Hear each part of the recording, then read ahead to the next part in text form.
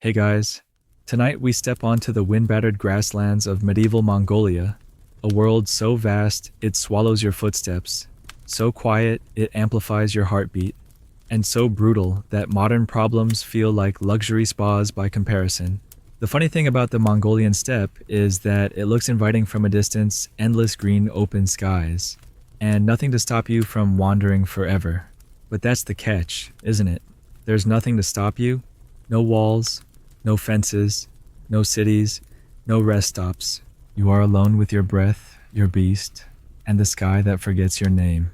The grass may be soft, but under it dust, drought, and deception, water hides, food hides, everything here hides.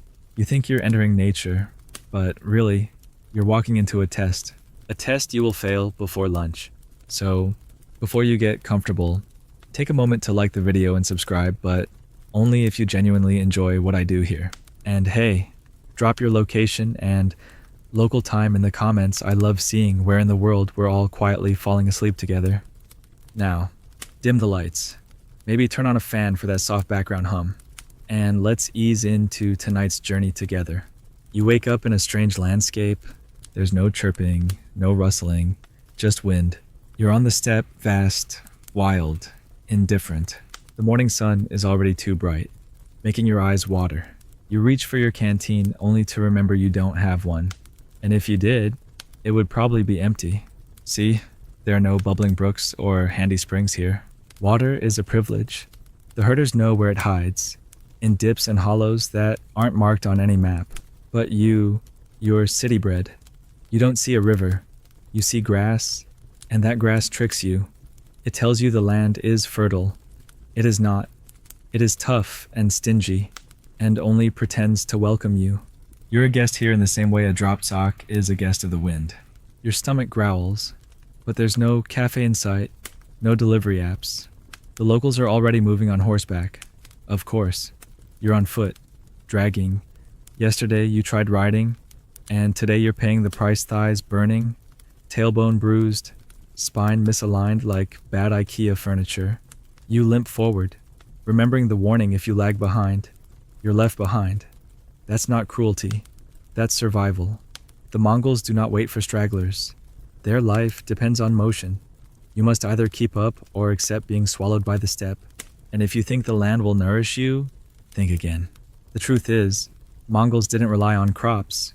They didn't till fields. Wheat is a stranger here. Their diet was mostly meat, milk, and whatever didn't kill them immediately. For you, that means waking up to a breakfast of something called arul, which looks like chalk, tastes like sour glue, and feels like chewing regret. These dried cheese curds are the backbone of Mongol snacks, packed with protein and trauma. You try to nibble it, it bites back.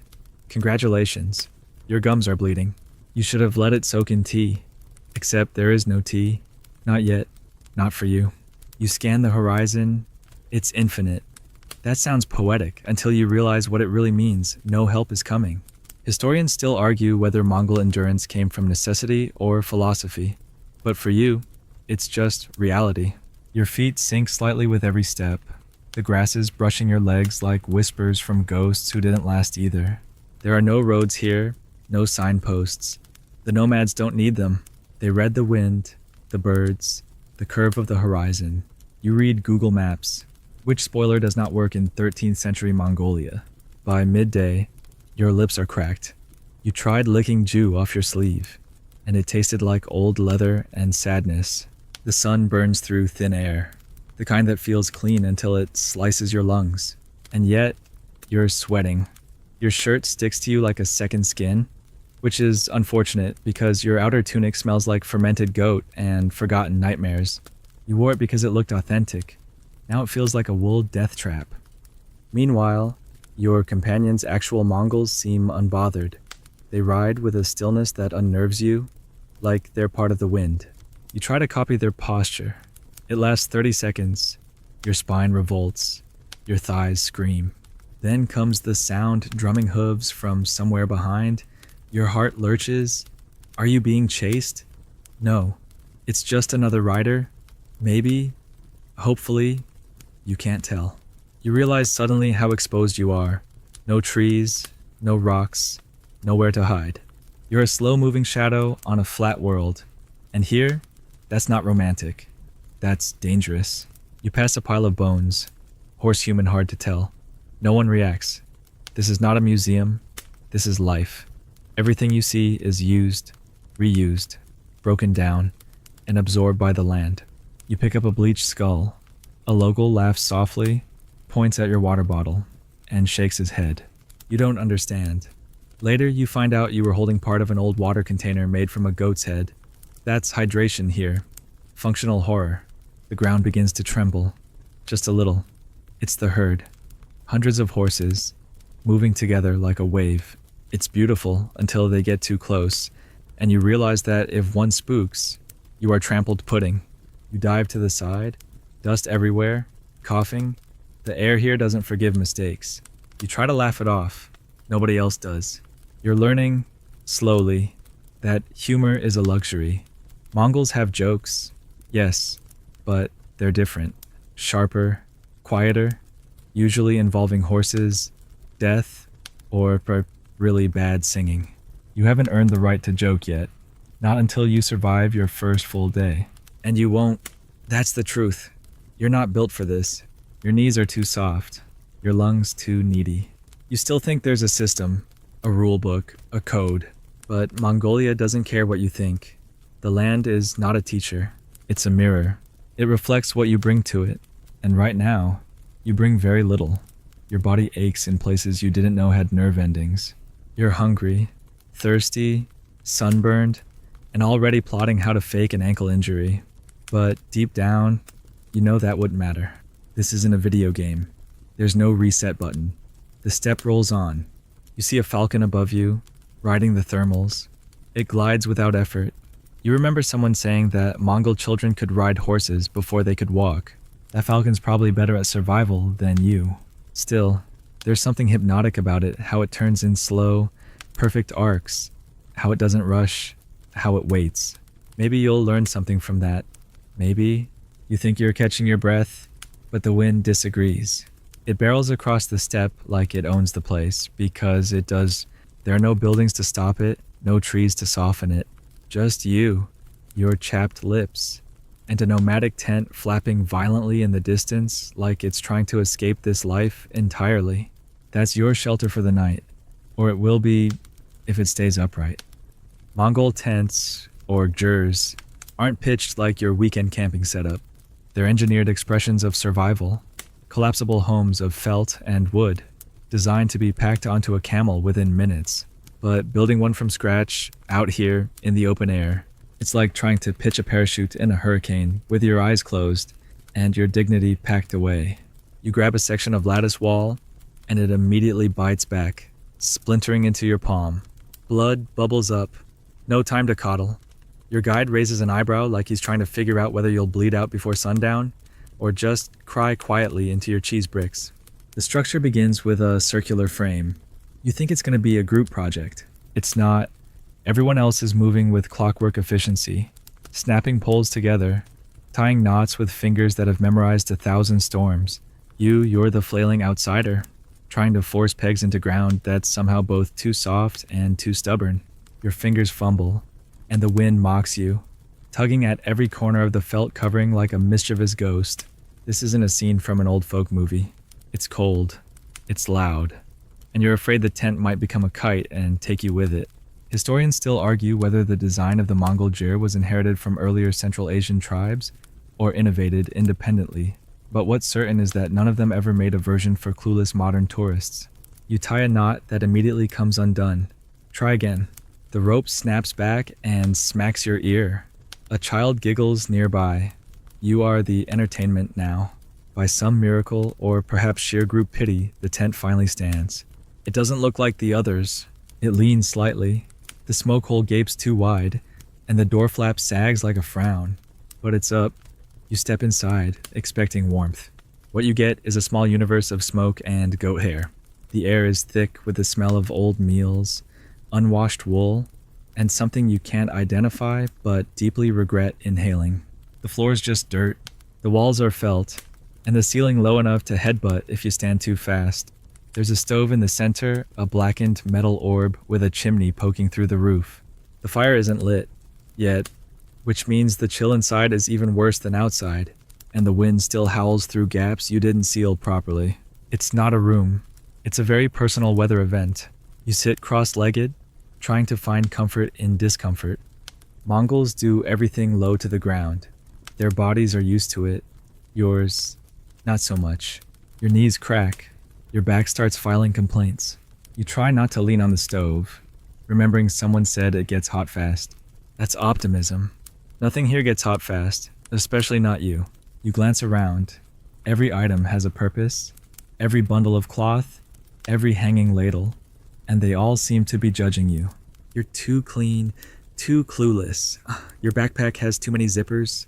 You drink bottled water like a court jester at a survivalist summit.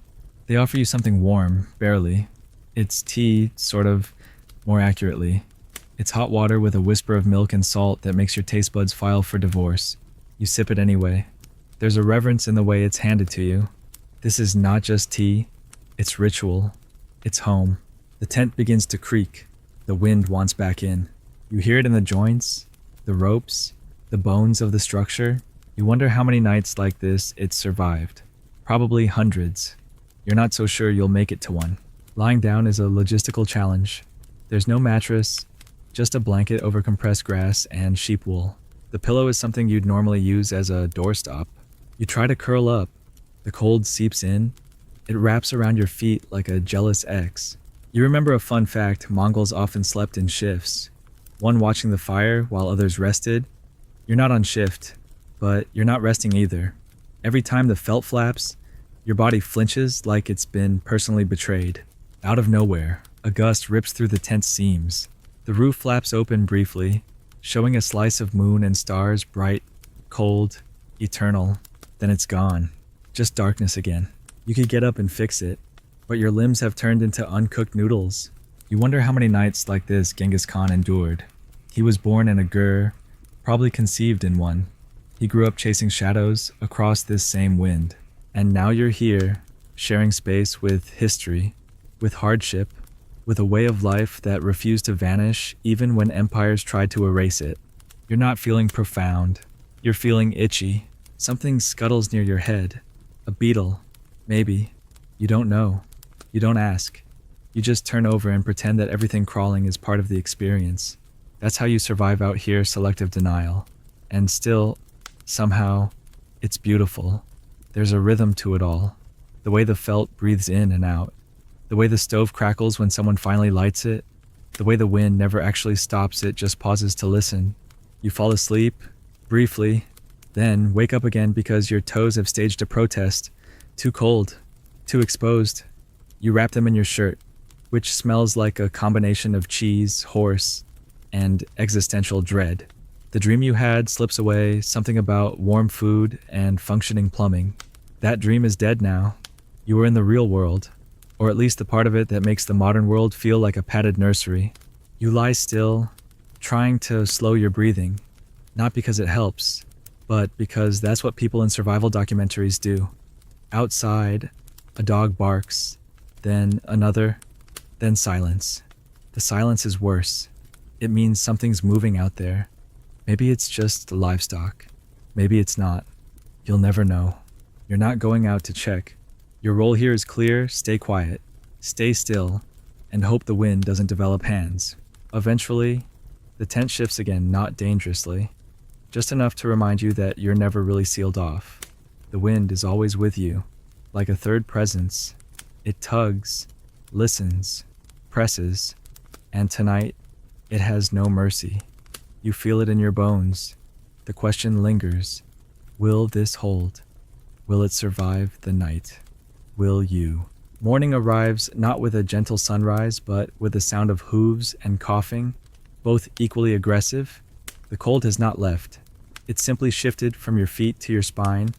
You stretch, wrong move.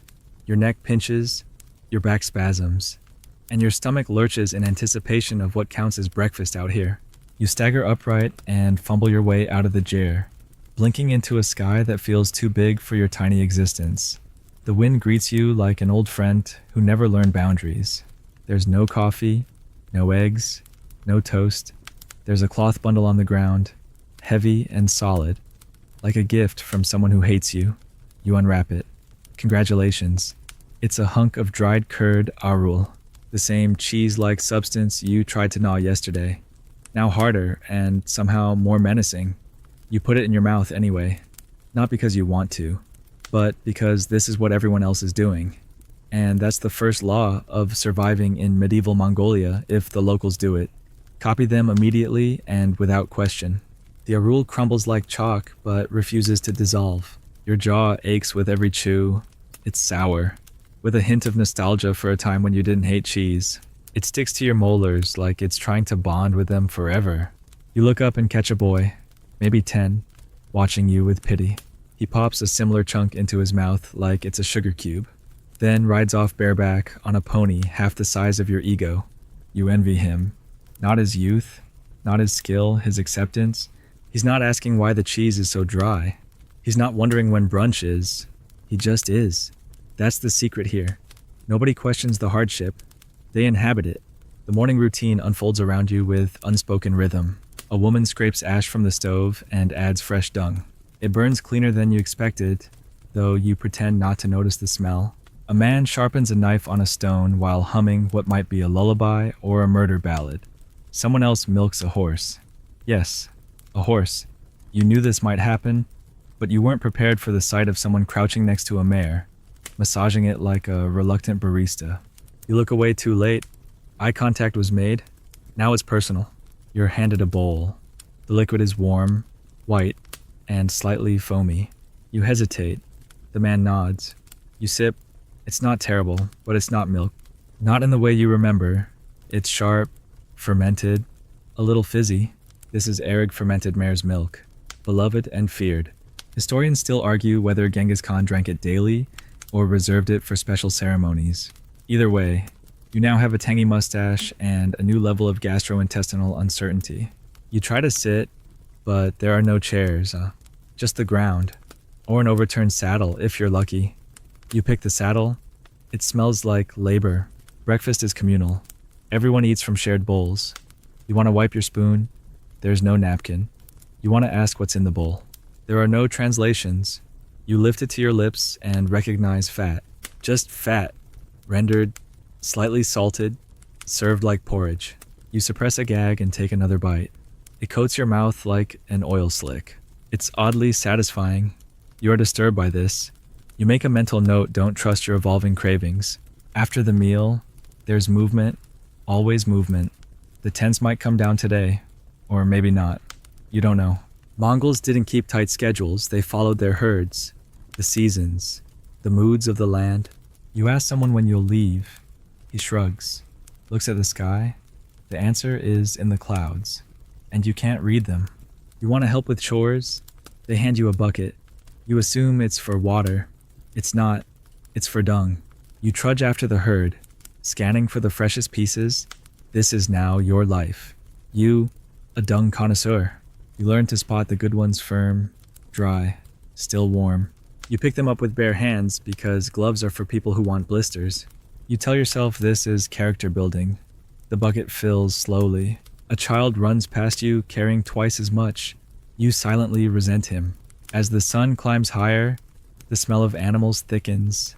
It clings to you, your skin, your clothes, your self-respect. You swat flies without aim. They're part of the culture. So are goats. One sniffs your boot, headbutts your knee, and trots away like it owns the world. You try to bond with a horse. It snorts at you. You reach out anyway. It shifts its weight and shows you its backside. Message received. You are not Mongol. You're not even interesting. You're tolerated. Barely. Horses here aren't pets. They're survival tools, family members, and sometimes dinner. You don't ask which is which. Someone signals you. It's time to move. Not far, just to a different patch of grass. The tents will stay up, but the animals want variety. So the whole camp pivots like a dance. You're given a rope. On the other end is a sheep with one goal: chaos. It bolts. You chase. Your foot sinks in mud or something like mud. and you lose the rope. The sheep is gone. Laughter erupts behind you. You bow theatrically. They don't clap. You walk back, empty-handed and a little more broken. Lunch is served. You don't ask what it is. It looks like meat. It might be liver, or lung, or a very committed root vegetable. You chew mechanically, gaze fixed on the horizon. You start to understand something food here isn't about taste. It's about fuel, about showing gratitude for whatever the land, or the herd, or the grandmother boiling mystery parts has decided to spare. There's a calm acceptance in every bowl. No complaining, no substitutions, just warmth, grease, and the knowledge that this might be the last hot meal for days. You don't leave leftovers, ever. Someone offers you snuff. It's in a tiny ornate container, carved with designs older than your country. You take a whiff.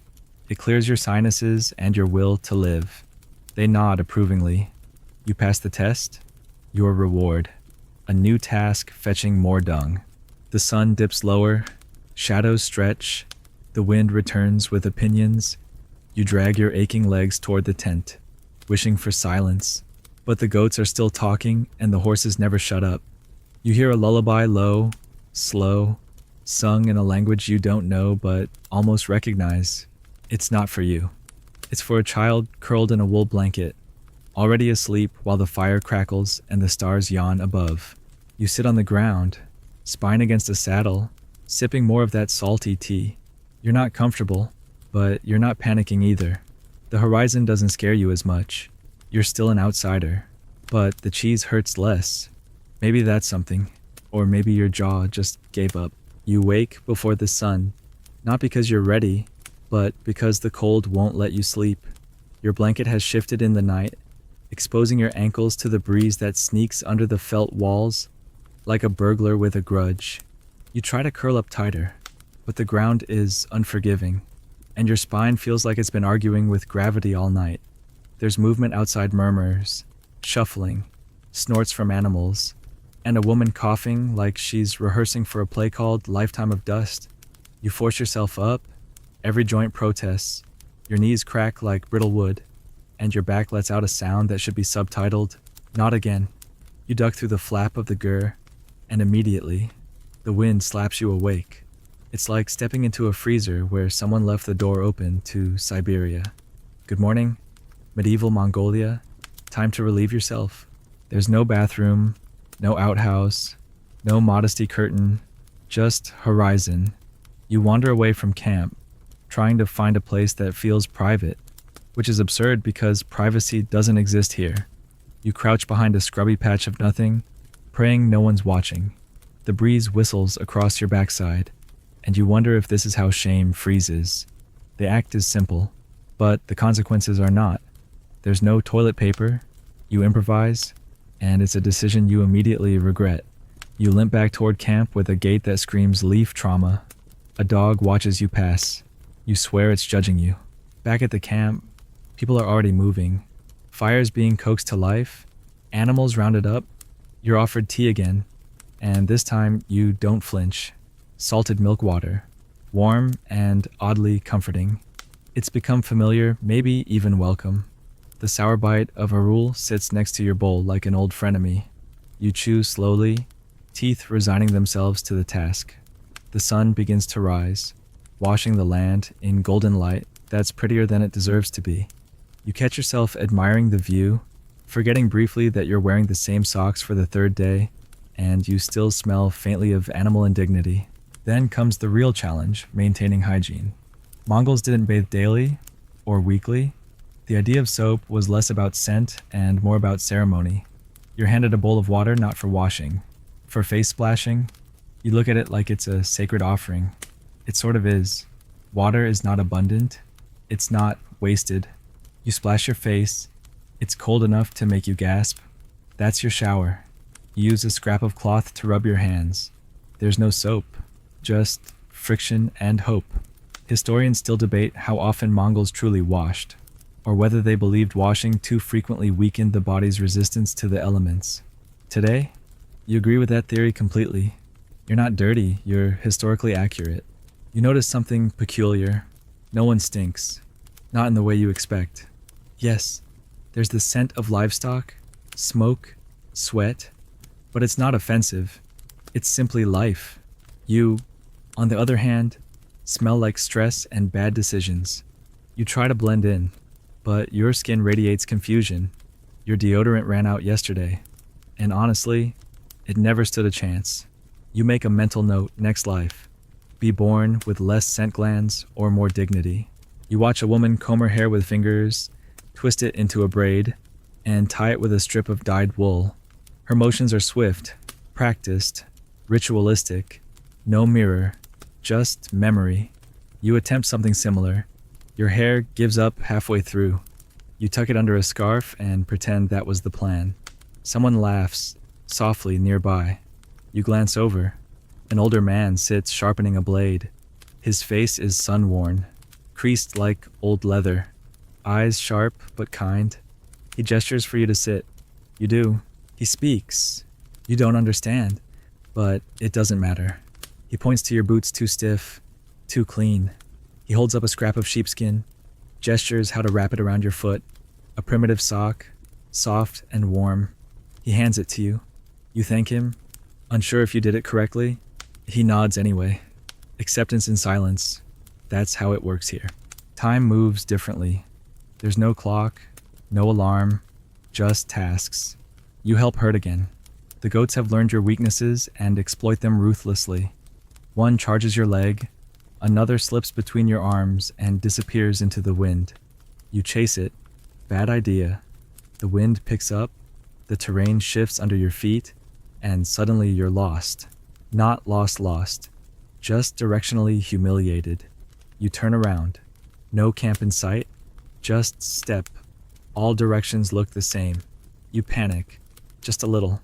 A rider approaches from the north. You freeze. They don't wave. They don't smile. They simply point. You nod. You follow the gesture. 10 minutes later, you see the tents again. Humbling, isn't it? You got lost within walking distance of your own tent. The wind laughs as you trudge back, shoes full of dust and ego in tatters. You rejoin the group as they prepare lunch. This time, it's meat. Definitely meat. Probably mutton. It boils in a pot with fat globules floating like confused jellyfish. You're handed a knife and a piece of cartilage. It crunches. You chew. You don't ask. The taste isn't bad. Just unexpected. Food here has texture first, flavor second, and that texture is often resistant. After the meal, the camp rests, some nap, some stitch saddles. Others groom animals. You sit on a rock, watching the world not change.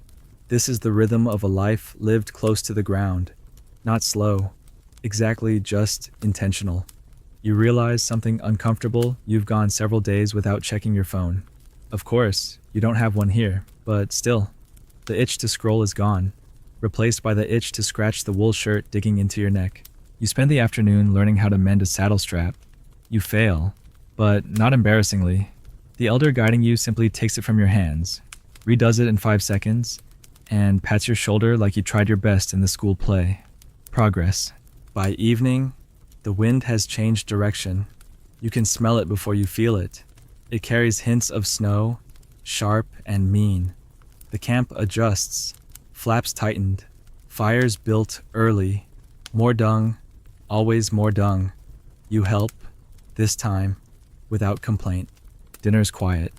The stars begin to appear, first in 2s and 3s, then suddenly the sky is full.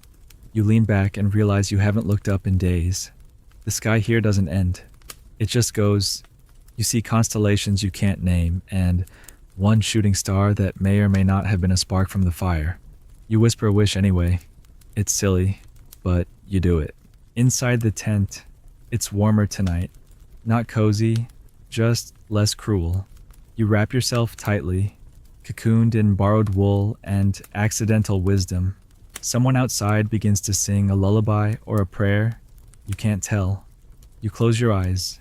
For a moment, you don't feel like an intruder, just a small figure, wrapped in smoke and story, surviving. Barely, the horse does not like you. That's the first thing you feel when your foot hits the stirrup and your weight shifts upward. Resentment, silent and equine. It flicks its ear without turning its head, as if to say, "Really? This one?" You hesitate. Horses are sacred here. Not pets, not tools, but extensions of the soul. Mongols have a relationship with their horses that borders on telepathy. You, however, mount like someone climbing into an unfamiliar shower.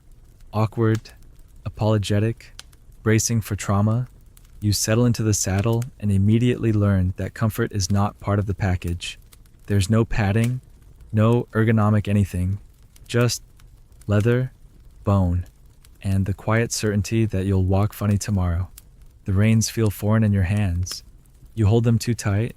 The horse steps once, then stops, communicating disappointment without sound. Around you, children ride bareback with no reins at all, steering with knees and confidence. You are a comedy sketch. The punchline, you volunteered for this. The landscape moves once the horse grudgingly does. The wind is at your back, which helps, until it blows your hood down and fills your ears with whispers from the dead. Or maybe that's just your anxiety talking. You bounce in the saddle like an overcooked dumpling, clinging to the horn like it's a lifeline. Your thighs begin to burn, your knees scream. The horse doesn't care. It trots, then canters, and you're too embarrassed to ask it to slow down. Mongols learned to ride before they could walk, legend says, and watching a 5-year-old pass you while standing on his saddle makes that feel less like legend and more like mocking evidence. You try to smile. Your teeth chatter instead. Eventually, you catch a rhythm not graceful, but survivable. You even loosen your grip a bit, trusting the animal to follow the others. That's when it happens. A marmot innocent, fat, possibly suicidal darts across the path. Your horse reacts with elegant panic. It veers. You lurch. The saddle slips slightly. Your entire life flashes before your eyes in the form of unrelated grocery lists. Then, miraculously, you stay on. Barely. You consider this a win. Everyone else considers it hilarious. Someone claps. It's unclear if they're congratulating or sarcastically applauding your refusal to die. Either way, you nod graciously. Survival is performance here. You ride for miles. Though the concept of distance becomes abstract, there are no road signs, no fences, no markers, just landmarks only locals understand: bent trees, odd stones, a hill shaped like a sleeping man. The wind never stops. It's not violent, just persistent. Like a needy ghost brushing your cheeks with cold fingers. The smell of horse sweat blends with your own. Dust clings to your eyelashes. You taste the landscape, gritty and uncooked. Historians still argue how Mongol horses endured such endless travel with so little feed or water. But you're too busy trying not to dismount involuntarily to care. Your tailbone throbs. You consider amputating it. This isn't riding. This is an endurance test masquerading as transportation. You stop at a river. It's shallow, fast-moving, pure.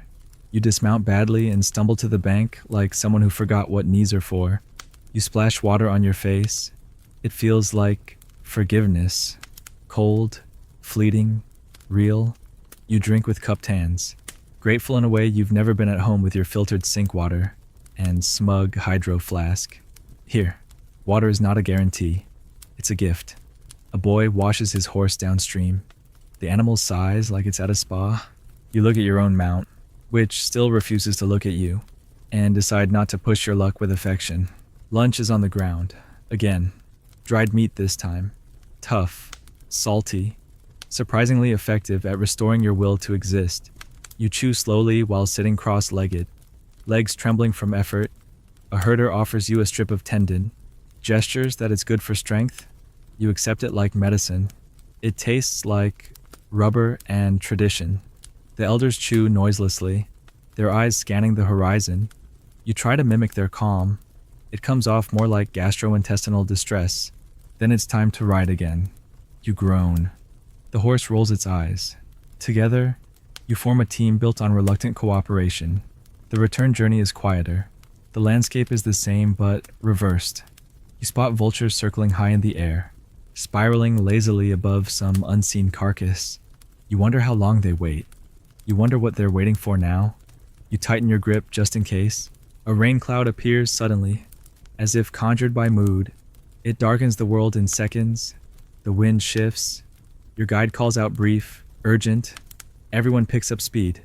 Your horse senses the change and moves without your input. You cling tighter, ducking your head as the first drops fall. Cold, needle-like, slicing sideways. Within minutes, you're soaked. The felt coat you borrowed absorbs water like a sponge. Your skin prickles. Your teeth clack.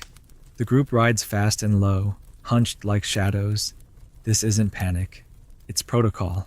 You reach camp just as the storm thickens. The tents are still standing. Barely. You rush to your gur, unfasten the flap, and dive inside. The fire is out. The cold is in. You strip off wet layers, wring them out onto the dirt, and wrap yourself in a wool blanket that smells like 70 winters and a dash of goat. You huddle by the stove, waiting for someone to bring fuel. You could do it yourself, but moving now might shatter you. A child enters with a bundle of dung, sets it down gently, and lights the fire like he's done it since birth. Probably has. The smoke curls up, the warmth begins to return, slowly, painfully. You close your eyes, grateful and humbled. You nearly died of dampness. They just got slightly annoyed. Dinner is stew, mystery meat, soft vegetables, too much fat. It warms your throat, sticks to your ribs, lulls your nerves. You eat in silence, surrounded by people who don't need to talk to understand each other. You're not one of them, but you're learning their silences. Later, you dry your boots near the stove. They hiss. You lie back on the woven mat, bones aching, breath slowing. The storm howls outside, but inside it's quiet. Someone hums a low tune, no words, just sound. You don't know the melody, but it carries you. You fall asleep without realizing, and in your dream, you ride. The horse trusts you, the wind lifts you, and for the first time, you feel like you belong. Morning slinks in under the edges of the tent, soft and colorless, like it's not quite sure it wants to be seen. You open your eyes to a familiar ache, shoulders tight, back sore, legs confused about the definition of rest. The fire has died down to gray ash, and your blanket is no match for the creeping chill that now owns the air. Outside, there's a stillness. Not quiet, there's always wind, but a certain hush, like the world is bracing itself. You pull on your still damp boots, wincing as the stiff leather folds against your swollen heel.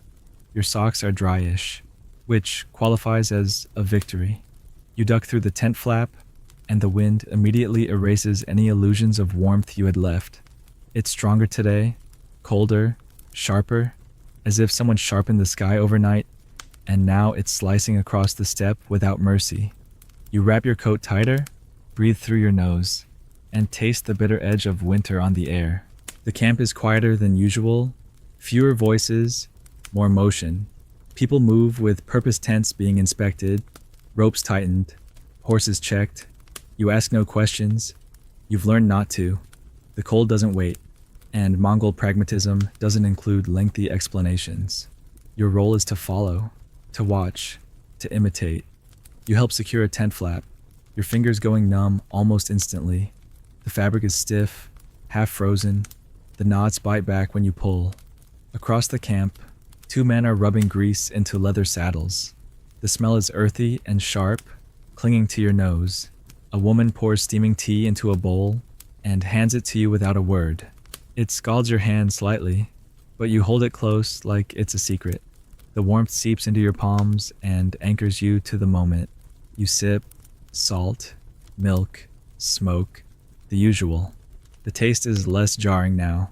Not pleasant, but familiar, like a grumpy friend. With it comes the arul again.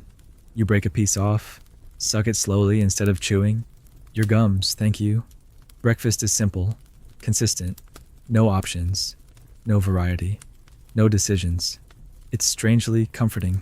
You chew and watch the wind dance across the grass, flattening it in waves. There's no tree in sight, no shelter, nothing but land and sky in endless conversation. It occurs to you that this wind has shaped everything here, not just the land, but the people, the animals, the language, even the posture of tents. It never stops. It only changes tone.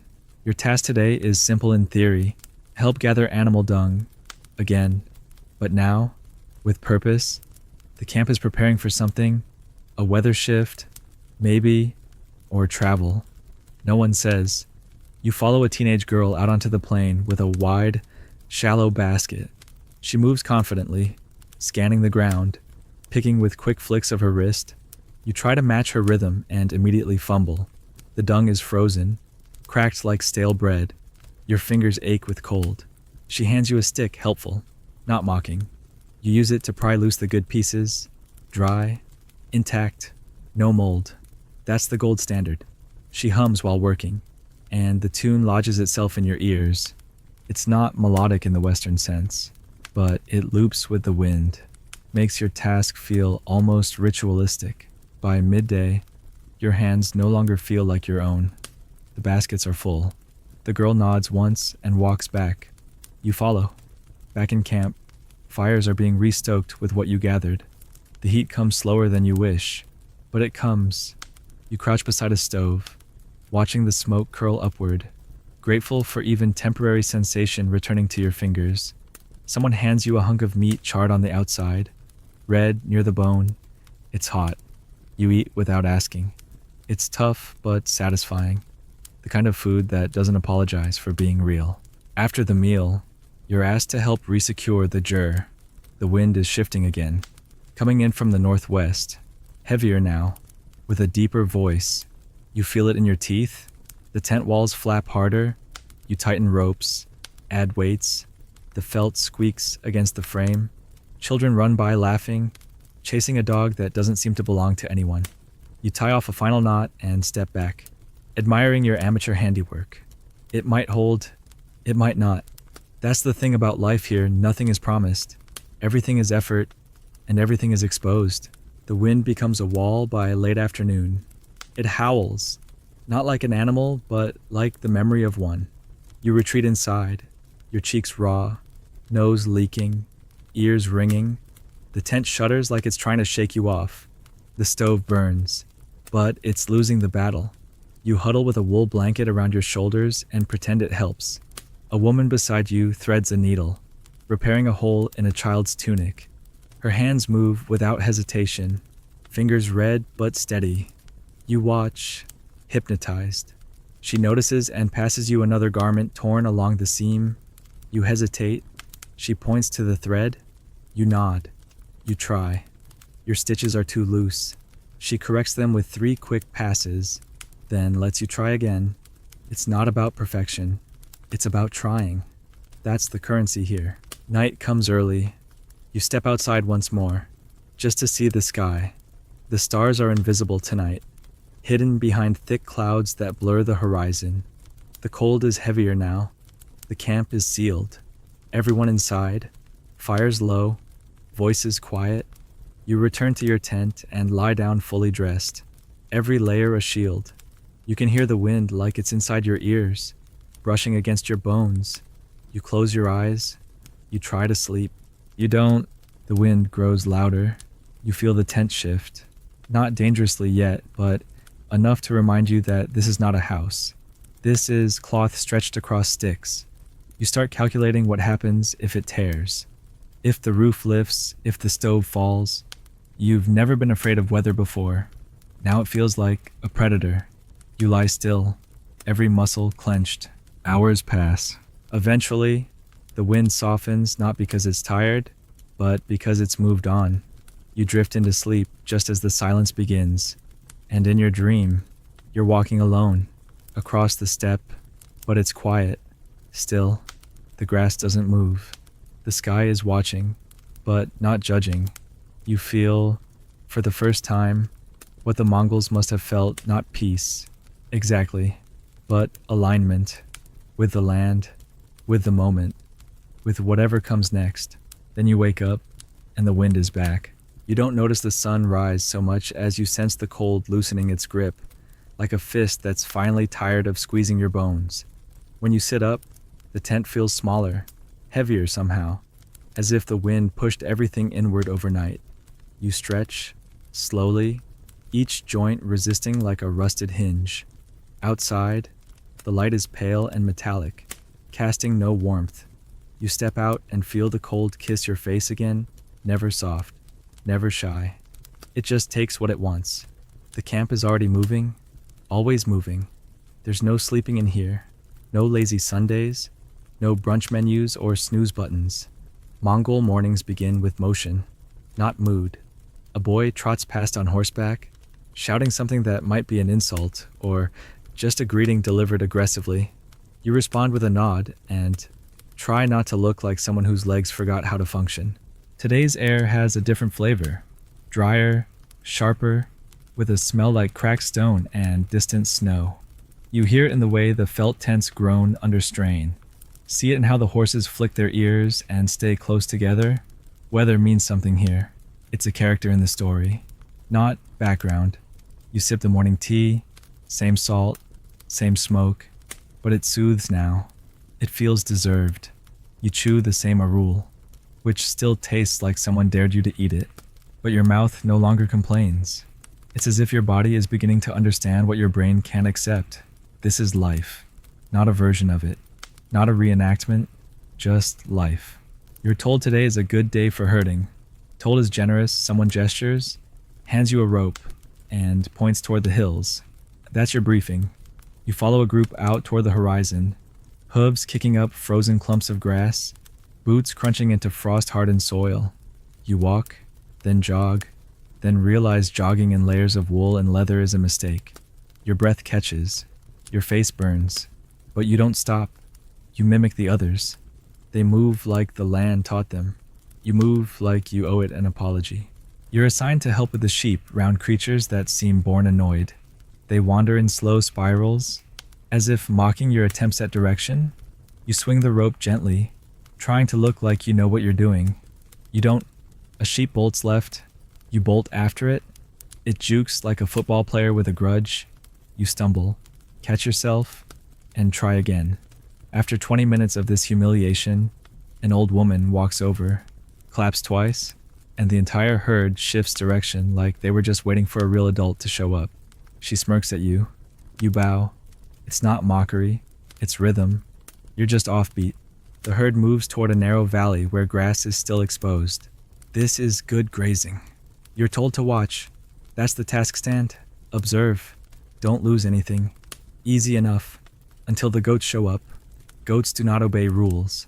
They do not acknowledge your presence. One stares at you, chews deliberately, and backs itself halfway up a slope just to defecate dramatically. You sigh. It feels intentional. You decide to ignore it. Focus on the sheep, which are at least consistent in their disregard. Hours pass.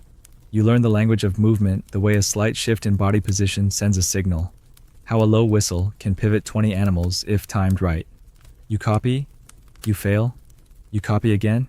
Slowly, awkwardly. Something clicks. Not a bond, but a truce.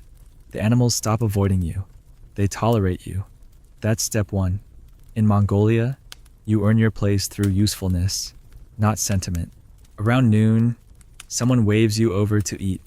A cloth bundle is opened, boiled meat, hardened bread, and what appears to be a single preserved plum. You chew carefully, sip tea from a cracked bowl, and pretend not to notice the piece of cartilage stuck in your molars. A child offers you a small cube of sugar, rare, precious, saved for visitors. You take it with both hands. It dissolves on your tongue like a memory you didn't know you had. Sweetness out here feels like a miracle. You thank him with a bow. He runs off without a word, already forgetting the exchange. That's how it works. Gifts are given without ceremony. You're grateful or you're not. No one waits to see. After lunch, the wind changes again. This time, it brings movement. Clouds sweep low and fast across the sky. Birds cry out overhead, not panicked, but hurried. The herd begins to shift, restless. You feel it too. A pressure, like the air itself, is tightening. The guide whistles sharply. Time to move. You help drive the herd back toward camp, walking fast, then faster. As the sky darkens behind you, the first snowflake hits your cheek like an accusation, then another, then 100 more.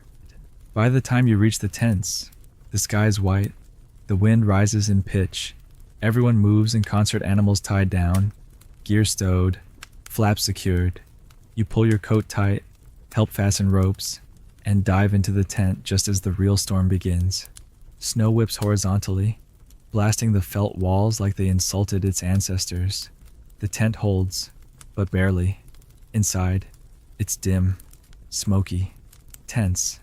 The fire is lit, but the heat flees through cracks. You can't seal fast enough. You sit, legs folded, arms crossed, trying not to shiver. The others are calm, not because it's pleasant, but because panic is pointless. You listen. The storm screams outside, angry and endless. You feel it in your chest, in your bones. It's not dramatic. It's just real. Weather out here isn't background. It's a force that reminds you how small you are. Historians still argue whether Mongol resilience came more from culture or climate. But in this moment, the answer feels obvious: both. You look at the faces around you. No one flinches. No one comments. They sit, wait, endure. You try to do the same. The storm lasts hours, maybe longer. Time becomes irrelevant. Eventually, the howling fades. You hear dripping, a few tentative steps, then someone lifts the flap. The light that enters is soft and gray, like the world has been washed clean. You step out, and everything is different. The step is a blank page: snow, smooth and untouched, sky wide and pale. The wind finally catching its breath. You breathe in cold that doesn't hurt. You feel your heartbeat slow. You survived. And for the first time, it doesn't feel accidental. You stand in the snow and feel something close to reverence, though you wouldn't call it that. It's not awe, not exactly peace either, just the silent recognition that you are, for once, in the middle of something bigger than your thoughts. The white blanketing the steppe erases yesterday's paths, disguises the ruts from carts, covers the dung piles, silences the grass. The air smells like cold metal and breath. Even the animals are subdued, hooves muffled, snorts softened. The people begin moving again, no announcement, no rallying cry, just task after task with that same silent determination you've come to associate with Mongol life. You shake the frost from your coat, adjust your scarf, and fall into the rhythm. Even though your fingers are numb and your knees still mourn yesterday's ride, you're learning by failure, mostly, but learning all the same. The snow crunches beneath your boots, and for once, it doesn't feel like the land is mocking you, just watching. You help brush snow off the tents, shaking the felt coverings and refastening sagging ropes. The knots you tied yesterday have loosened slightly. The storm was a test, and they didn't pass. An older woman gestures for you to retie one. Her hands are busy pressing snow into buckets, probably for melting into water. You do as asked, carefully looping the rope, pulling it tight with shivering fingers. She doesn't check your work when you finish. She just moves on. That's the compliment. You begin to understand that praise, here, is rare, but so is complaint. Everything is judged by whether it works. Function is its own approval. Breakfast is a rushed affair. Tea, of course, and meat from last night, sliced thin and cold. You chew without tasting. Food is fuel. The wind is picking up again, but differently now, not angry, just busy. It stirs the snow in small swirls, catching the light in ways that almost make you forget your face hurts. A young man saddles a horse and beckons. You know this drill. You mount, painfully, and begin another day of travel. The snow has flattened the terrain, but the horse picks its way forward confidently, as if it's been here 100 times before. It probably has. You cling with your thighs, trying to keep from sliding off every time the wind tilts you sideways. Your coat flaps, your scarf strangles. You endure. The ride today is longer, colder, and less forgiving. The snow hides every dip and divot in the land. And more than once your horse stumbles slightly, jarring your spine. You don't complain. You've stopped making sounds altogether. The group travels in a loose line, silent silhouettes, under a sky the color of wet slate. You begin to wonder where you're going, or if you're just moving because movement is survival. You ask no questions. The answers don't change the path. Eventually, you stop. There's a rocky outcrop ahead, jagged stones protruding like old teeth. A few tents are already set up there. You didn't realize another group had arrived. People you haven't seen before, faces wrapped in thick scarves, eyes narrow, calculating. There's a moment of stillness as both groups appraise each other. Not hostile, not friendly, just measuring. You dismount and try to look like less of a liability. One man approaches you. He says something in a dialect you don't recognize. You shrug, smile politely, and he grunts. Then he hands you a bundle of firewood. Real wood, rare as treasure. You carry it to the center of the tents like it's made of glass. The fire tonight is hotter, brighter. You gather around it with both groups, sharing warmth even if you don't share words. One man sings low, rhythmic, almost a chant. Another joins in with a two-stringed instrument, plucking a melody so ancient it feels like it grew from the dirt. You close your eyes and let the sound fill you. There's no beat, no climax, just flow, like the wind, like the step. Someone passes around fermented mare's milk again. You sip. It tastes like everything here sour, surprising, and impossible to forget. You no longer flinch. Your body accepts it before your brain can protest. You're even given a piece of boiled fat. You eat it, slowly. It's not delicious, but it's honest. That's what all of this is honest. The cold is real. The hunger is real. The kindness is real too, though quieter, more practical. A shared coat, a lent stirrup, a bowl passed without comment. In your world, generosity was often loud. Here, it's wordless. Later, while everyone drifts into sleep, you step outside the circle of light and look up. The clouds have cleared. Above you, 1,000 stars shiver in the cold sky. You see no familiar constellations. These are someone else's stories. You try to make up your own, but they don't stick. You settle for simply looking, breathing, existing in this precise moment. Your feet in snow, your skin burning from the cold, your breath visible like a whisper you can't take back. The next morning, you wake to find your breath has frozen along the edge of your blanket. It crackles as you pull it off. Outside, the world is still white, but brighter now. The wind has paused, as if reconsidering its mood. You move stiffly, every muscle a protest, but your hands know what to do. You help with the horses, without needing to be asked. You refill the firewood, without waiting for a gesture. No one says anything, but they see. You're given a task today alone, not big, not dangerous. Just an errand, deliver a bundle of dried meat and tea leaves to a tent half a mile away. Past the ridge, you accept it like a sacred mission. The path is uneven, hidden beneath snow, but your boots hold, your breath fogs, your hands stay steady. You reach the tent, knock softly. A woman opens the flap. You bow, hand her the bundle. She doesn't smile. She just nods. You nod back, then turn and walk home. It hits you, on that walk. You haven't thought about the internet in days, or your phone, or your job, or your profile picture. You've been cold, yes, tired, hungry, occasionally nauseous, but not anxious, not drowning in noise.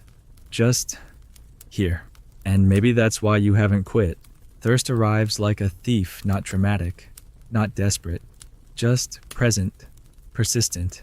You don't notice it at first, distracted by the sting of wind and the ache in your hips from another rough night on the uneven ground. But once you're fully awake and moving, the dryness hits you, mouth like sandpaper, lips cracked, tongue thick and useless. You reach for your water skin, empty. Of course, you forgot to fill it last night. Or maybe you did, and someone else used it while your back was turned. In this world, nothing belongs to you, absolutely not food, not fire, not even thirst. You mention it to a nearby herder, and he points vaguely toward the riverbank half a mile away. There's no offer to guide you, no empathy, just the gesture. You're not offended. You've stopped expecting comfort. You pull your scarf tight, grab the empty skin, and start walking. The wind immediately reminds you who's in charge. It pushes against you like a bored giant, sometimes from the front, sometimes from the side, never letting you forget your fragility. The ground is uneven beneath the snow patches of ice, hidden holes, half-frozen dung traps. You learn to step carefully, slowly, adjusting your balance every few feet. Your boots are already wet from yesterday. Your toes are numb. You keep going, because thirst doesn't wait. It doesn't ask if your legs hurt. It just tightens its grip. You reach the river. Finally, a thin, winding vein of half-frozen water cutting through the step. It's not dramatic, just there. You kneel and break a crust of ice near the edge with the heel of your hand. Cold explodes up your arm. You splash water onto your face, then drink slowly, greedily. It's sharper than anything from a faucet, alive.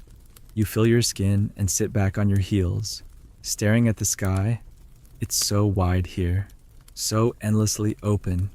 It sometimes makes you feel like your thoughts are too loud, bouncing inside a skull that has nowhere to hide. You notice hoofprints nearby, not fresh, not old, maybe a few hours, probably from someone gathering the same water, or maybe not. Could have been a wolf. You don't dwell on the thought. The land isn't interested in your fear. It's seen too much. You stand, shake your limbs to bring back circulation, and start the walk back, the full skin sloshing against your hip like a heartbeat. Back at camp, no one asks where you've been. They assume you were where you needed to be. That's the logic here. Presence is proof. You hang the skin by the tent entrance and rub your hands by the fire. Someone tosses you a strip of dried meat, thin, tough, sharp with salt. You chew it like jerky. But it fights back. Your jaw protests, but you keep chewing. It's lunch, or breakfast, or both. You don't really track time by meals anymore. Later, a man calls your name or something close enough to it. He's holding a cup. You walk over. He hands it to you. It's blood. Still warm, still steaming. Probably goat, maybe sheep. You hesitate. He watches, not judging, just observing, waiting. You know what this means. Mongols drank blood fresh from the neck, sometimes mixed with milk, sometimes not. It wasn't barbaric. It was practical, nutritional, efficient. Historians still debate whether it was daily nourishment or only during crisis, but out here, every day flirts with crisis. You lift the cup and take a sip, metallic, salty, thick. Your body shivers involuntarily, not in disgust, just confusion. Your stomach protests, then settles. The man nods once and walks away. No praise, no joke, just a gesture of inclusion, passed and received. You stare into the cup. The surface reflects your face, pale and wind-burned. Eyes darker than before, not haunted, just changed. That night, the conversation turns to stories not loud, not theatrical, just murmurs over fire. An old man tells a tale in a low monotone. You can't understand the words, but the rhythm is enough. His voice moves like a drum. You catch the shape of it: war, betrayal, a storm, a child born in snow. Maybe it's a myth. Maybe it happened yesterday. You won't know. That's the thing with oral tradition, it's fluid. You listen. You imagine the horses, the swords, the silence between battles. Mongol history wasn't written in books. It rode on the backs of memory. Someone hands you a piece of dried fruit. Apricot, maybe. Your mouth waters. It's the sweetest thing you've had in days. You chew slowly, grateful. A boy beside you laughs and mimics your expression. You nudge him playfully. He grins, then vanishes into the dark. The fire cracks again. Sparks fly. You lean back against a saddlebag and let the sounds lull you. No city sirens, no engines, just the fire, the wind, and the breathing of animals nearby. You fall asleep without deciding to. You wake just before dawn. The fire's out. The cold is absolute. You pull your coat tighter and step outside. The sky is soft pink. A few stars linger. A horse whinnies in the distance. You walk past the tents, toward the ridge. No one's up yet. Just you and the land. The snow crunches underfoot, crisp and clean. You reach the top of the ridge and look out. The steppe stretches in every direction, unbroken, unending. There's no church, no tower, no steeple, but it feels like a cathedral, a kind of silent worship. You breathe deeply. The air burns, but it wakes something inside you. You turn back, ready to rejoin the camp. The wind meets you halfway. You return to camp just as the sky turns from pink to silver, the sun struggling through thin clouds like a reluctant guest. Smoke is already beginning to curl from a few chimneys, if you can call the hollow metal pipes that punch through the top of the Jer's chimneys. They're more like throat holes for the earth, coughing warmth into the void. Inside one tent, someone is stirring a pot with a long wooden spoon, the steam rising in slow spirals. You're invited in without words. That's how most invitations come here, not through voices, but glances, nods, gestures. You duck inside, already pulling off your gloves, and let the heat lick at your raw knuckles. The air smells like meat and smoke, and something vaguely medicinal. You sit cross-legged on the dirt floor, feeling the warmth seep into your legs, and a woman places a bowl in front of you. It's soup, maybe. Bits of organ meat float in a broth the color of old copper, and on top chunks of what looks like fat, but could be tendon, or boiled skin, or something with a name you don't want translated. You say thank you in your mangled Mongolian. She smiles, but not at you at your effort. That's enough. You eat slowly. The warmth spreads from your throat to your ribs. The meat is chewy, the broth is salty. A root, sliced thin, adds a strange sweetness. You chew it thoughtfully. A man beside you slurps loudly, wipes his mouth with the back of his hand, and raises an eyebrow at you, like he's testing your reaction. You slurp too. He grunts, satisfied. Test passed. Outside, a dog barks. Inside, someone burps. The fire crackles. Life goes on. Then you're handed a basket. No explanation. You already know what it means. Fuel run.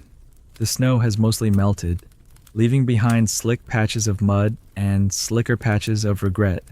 You trudge out past the animals who ignore you, as usual, and begin the task.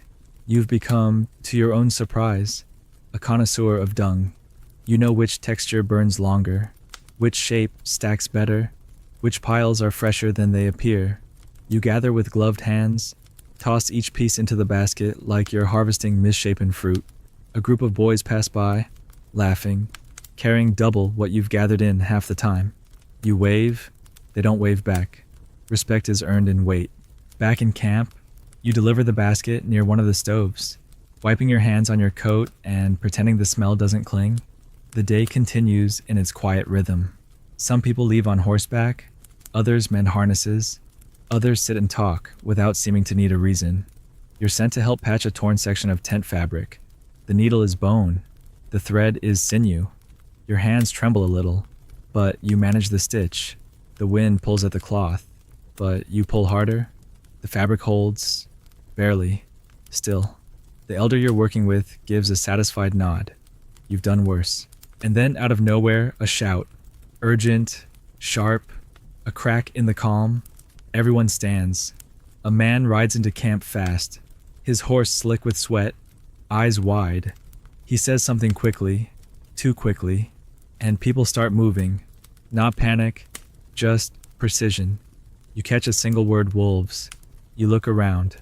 No weapons in sight, no rifles, no swords, just ropes, poles, and whatever's within reach. You feel the air tighten. Wolves here aren't fairy tale villains. They're predators, real, efficient, and sometimes desperate enough to come close to humans. The herders grab torches, scatter toward the edges of camp. You follow instinctively, grabbing a branch half wrapped in cloth. Someone lights it from a stove, flame flares. You step into the wind with fire in your hand and uncertainty in your gut. The sky has darkened not fully, but enough to mute color. You see nothing at first, just the empty steppe, stretching like a held breath, then a flicker of movement, gray shapes, low to the ground, weaving between rocks and shadows. Fast, purposeful. Your heartbeat quickens, not fear exactly, just alertness sharpened to a knife's edge. The wolves don't charge. They test, dart in, dart back, eyes glowing briefly in the torchlight. The herders form a loose line, voices raised not yelling, but humming, deep and rhythmic. You join in, unsure of the words, but matching the tone.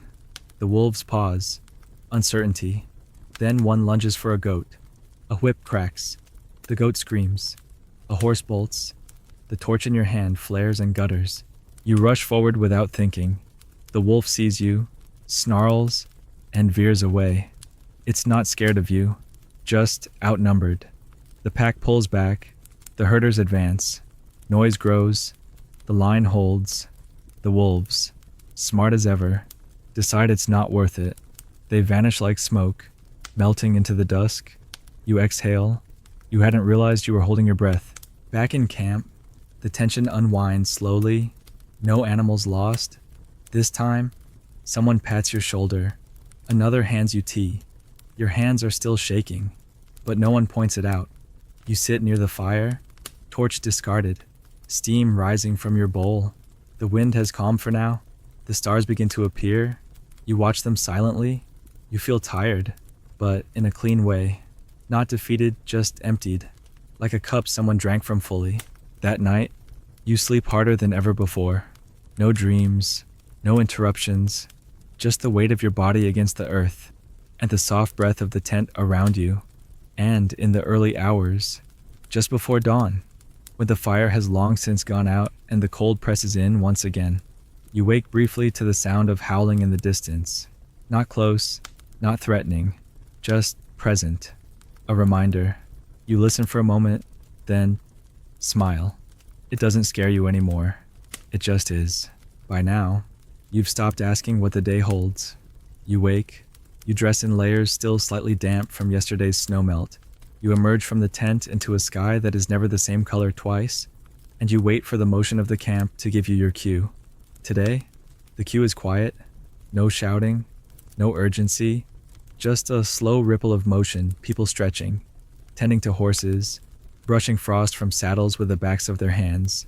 You follow suit, your body responding more quickly now. Even if your mind still lags, you've stopped checking the position of the sun to guess the time. Time isn't the clock anymore. It's whether the fire is lit, whether the animals have eaten, whether the wind is angry. You move by rhythm now, not schedule. The rhythm of smoke rising, hooves thudding, soup bubbling. It's the kind of structure that doesn't shout to be known. It settles into your bones when you're not looking. You're told, with a gesture and a single word ride, that it's time to move again.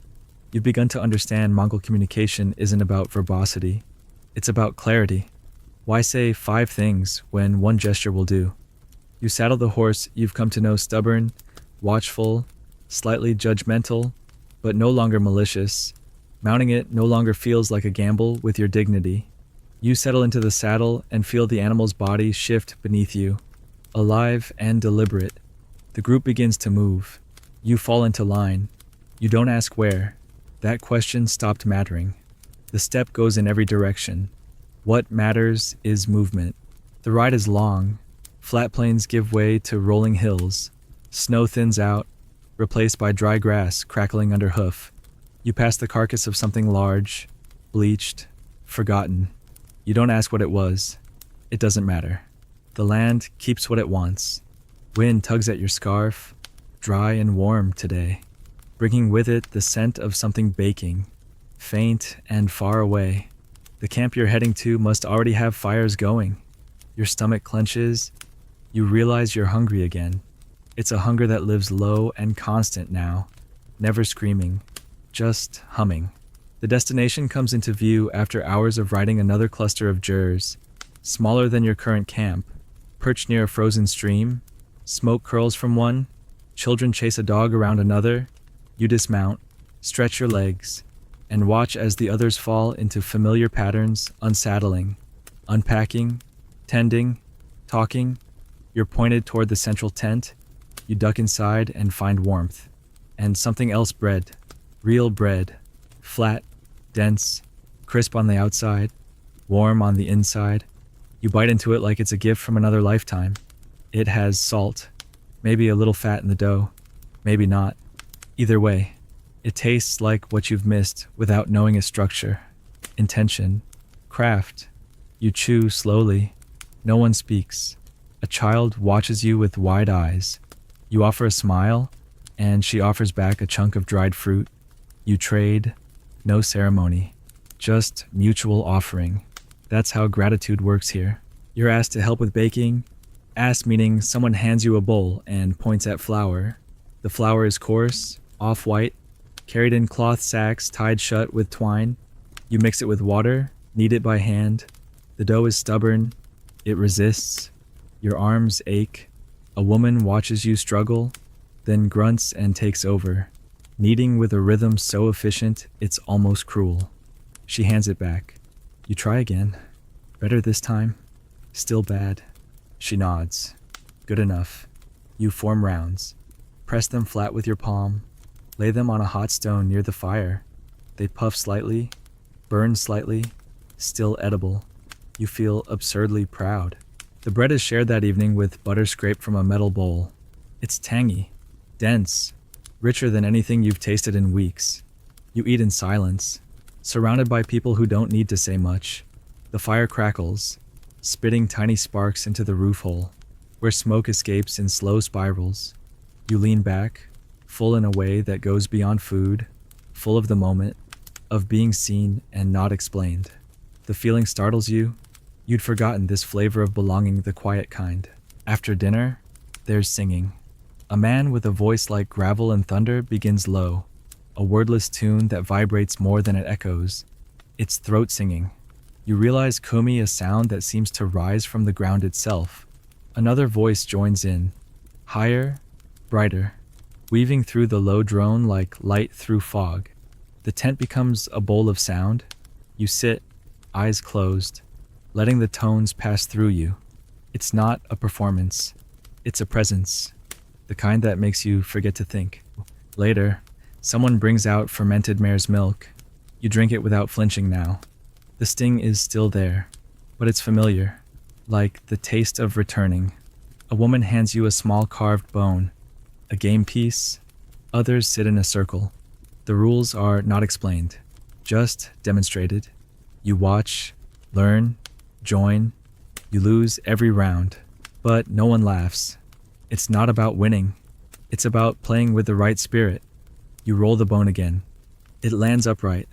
Someone claps softly. You've done something right. That night, you sleep near the fire in a borrowed blanket. The dog curls at your feet. The tent breathes slowly. You wake once, in the dark, and feel a strange calm. Not warmth, not safety, just calm. The kind that comes when you've stopped fighting what is. In the morning, the camp begins packing. Tents come down fast, an hour, maybe less. You help fold felt, secure ropes, load bundles onto carts. There's no shouting, no confusion, just movement, efficient and practiced. You do your part. No one corrects you. That's progress. The caravan forms. You ride again. The sky is pale blue, wide and windless. You pass through open plains where nothing moves except the dust kicked up by hooves. A hawk circles high above. You follow it with your eyes. It moves without hurry, like it's not searching, just knowing. You ride for hours. There is no destination, not exactly, just a direction. And in that direction, more sky, more wind, more lessons. You begin to understand that this isn't about surviving Mongolia. It's about surrendering to it, letting go of the part of you that always wants comfort, explanation, certainty. Those things don't live here. What does live here is something quieter, older, harder to name, but you feel it in your bones, in your breath, in the way you no longer ask, "What now?" and instead simply ride forward, listening for the next sound the land decides to make. You're riding again, but something's different now. The pain in your thighs is still there, but it no longer surprises you. Your balance is better, not graceful, but functional. You no longer grip the saddle with desperation. Your hands rest light on the reins. The horse moves under you like a slow wave, and you sway with it, not against it. Your eyes track the horizon without scanning for landmarks. You know there won't be any. The landscape is as featureless as a dream, a wide canvas of dry grass and sky, punctuated only by the occasional distant herd or cluster of rocks. But you're no longer waiting for the land to change. You've begun to change with it. The wind, once a constant assault, now feels like an old tune you've memorized. You know its moods. You know when it's shifting. And you know, without being told, that a cold front is coming again. You adjust your scarf before anyone says a word. The group you're traveling with today is smaller 3 herders, 1 elder, and you. The plan is to check on a few distant herds grazing in a shallow valley about half a day's ride north. No one discusses it in detail. They just go, "That's something else you've learned. Intention here is not spoken. It's acted." The ride is long and quiet. At some point, you pass through a narrow pass between 2 hills where the wind dies suddenly. For a moment, you feel as if you've stepped into another time. The silence is so complete, it feels like pressure. You hold your breath. Even the horses tread lightly here. The elder murmurs something under his breath, prayer or memory. You don't know. You bow your head instinctively, then follow the others into the open plain beyond. When you reach the valley, the herders spread out in a fan. You follow one of them, helping count animals' yaks, mostly shaggy and indifferent, munching on sparse grass like they're the kings of nothing. They barely glance at you. One approaches too close. You back away. The herder laughs and hands you a long stick, not to hit, just to gesture. You wave it gently. The yak moves. You exhale. It feels like a spell broken. You spend the next hour walking, counting, herding. The sun warms the back of your neck, but your fingers remain cold. You don't mind. The work is simple, honest. You're not good at it yet, but you're not useless. That matters. Later, you break for food. A cloth is laid on the grass. Inside, more of the usual: dried meat, flat bread, goat butter wrapped in hide. You eat without complaint. Even when the bread is hard enough to crack a tooth, you chew slowly. You've learned how to soften it with your tea. A trick shown to you by a boy too young to tie his boots, but somehow already a better survivor than you'll ever be. You sip your tea. It tastes like smoke and salt and resilience.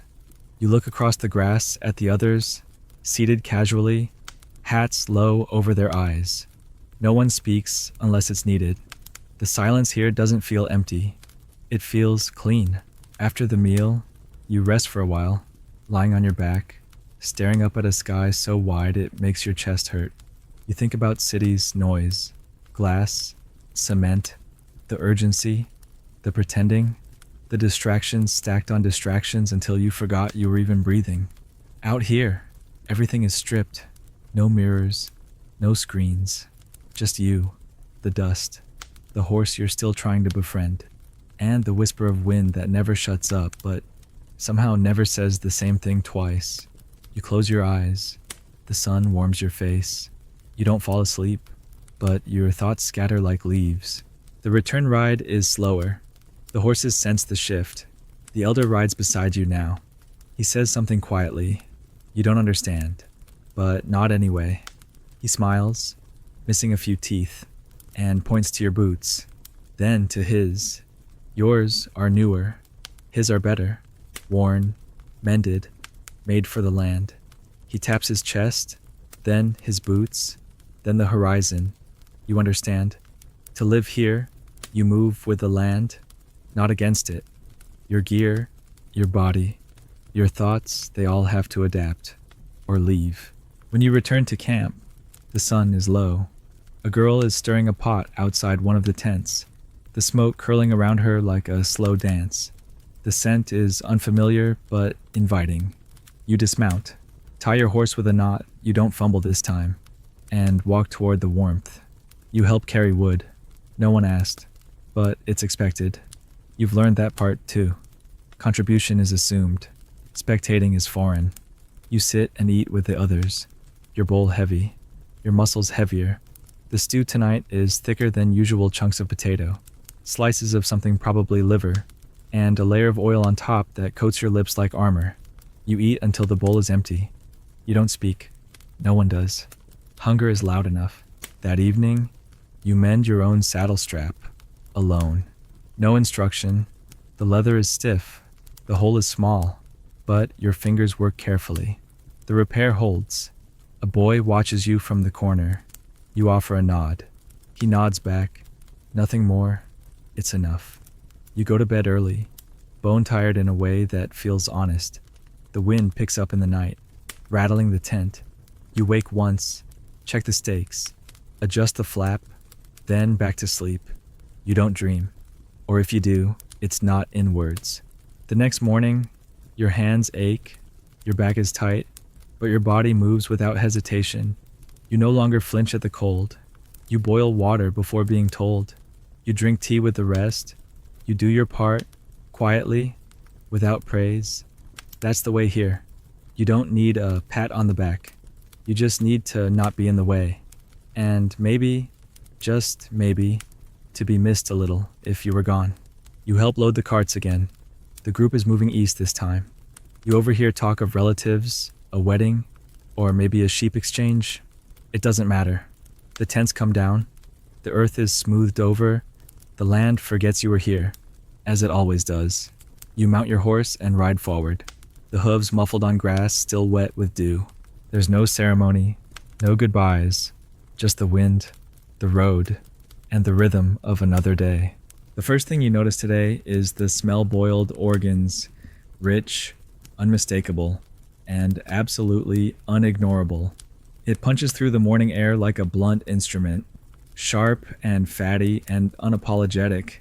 You're not surprised. Not anymore. You've stopped expecting flavor profiles or variety or even predictability. Out here, food is rarely about pleasure. It's about availability. It's about using every part of the animal, honoring the kill by leaving nothing to waste. So when you're handed a wooden bowl filled with chunks of pale, soft meat glistening with slicks of yellow fat, you don't hesitate. You sit cross-legged beside the fire with the rest of them, pick up a long, rubbery slice of something that might be liver or lung or intestine, and you eat. It's chewy, heavy, strangely delicate. The texture makes your teeth itch, but you don't stop. No one else does. Complaining doesn't exist here. Not because people are stoic for the sake of pride, but because complaining assumes the world should adjust to you, and that belief does not survive long on the step. Next to you, an elder slurps loudly. He finishes his bowl, wipes his mouth with his sleeve, and gestures toward you with his chin. You look up, and he's holding another piece thicker, gelatinous, grayish-brown. You hesitate a second too long, but accept it. He watches as you bite. It collapses in your mouth like cold butter, not unpleasant, just alien. You nod. He nods back. That's it. A small exchange. Not praise, not approval, just confirmation that you took what was offered, that you didn't flinch. Around here, that's enough to be tolerated, and maybe, in time, enough to be trusted. The meal ends. Everyone rises. No one announces it. The bowls are wiped clean with leftover bread. There are no waste bins, no sinks, no soap, just a cloth, the tongue of a dog, or your sleeve. You stand, stomach full but not satisfied, and head out into the brightening day. Today, the plan is simple. Stay, rest, prepare, no riding, no relocation, a rare moment of stillness. The tents remain up. The animals are corralled close.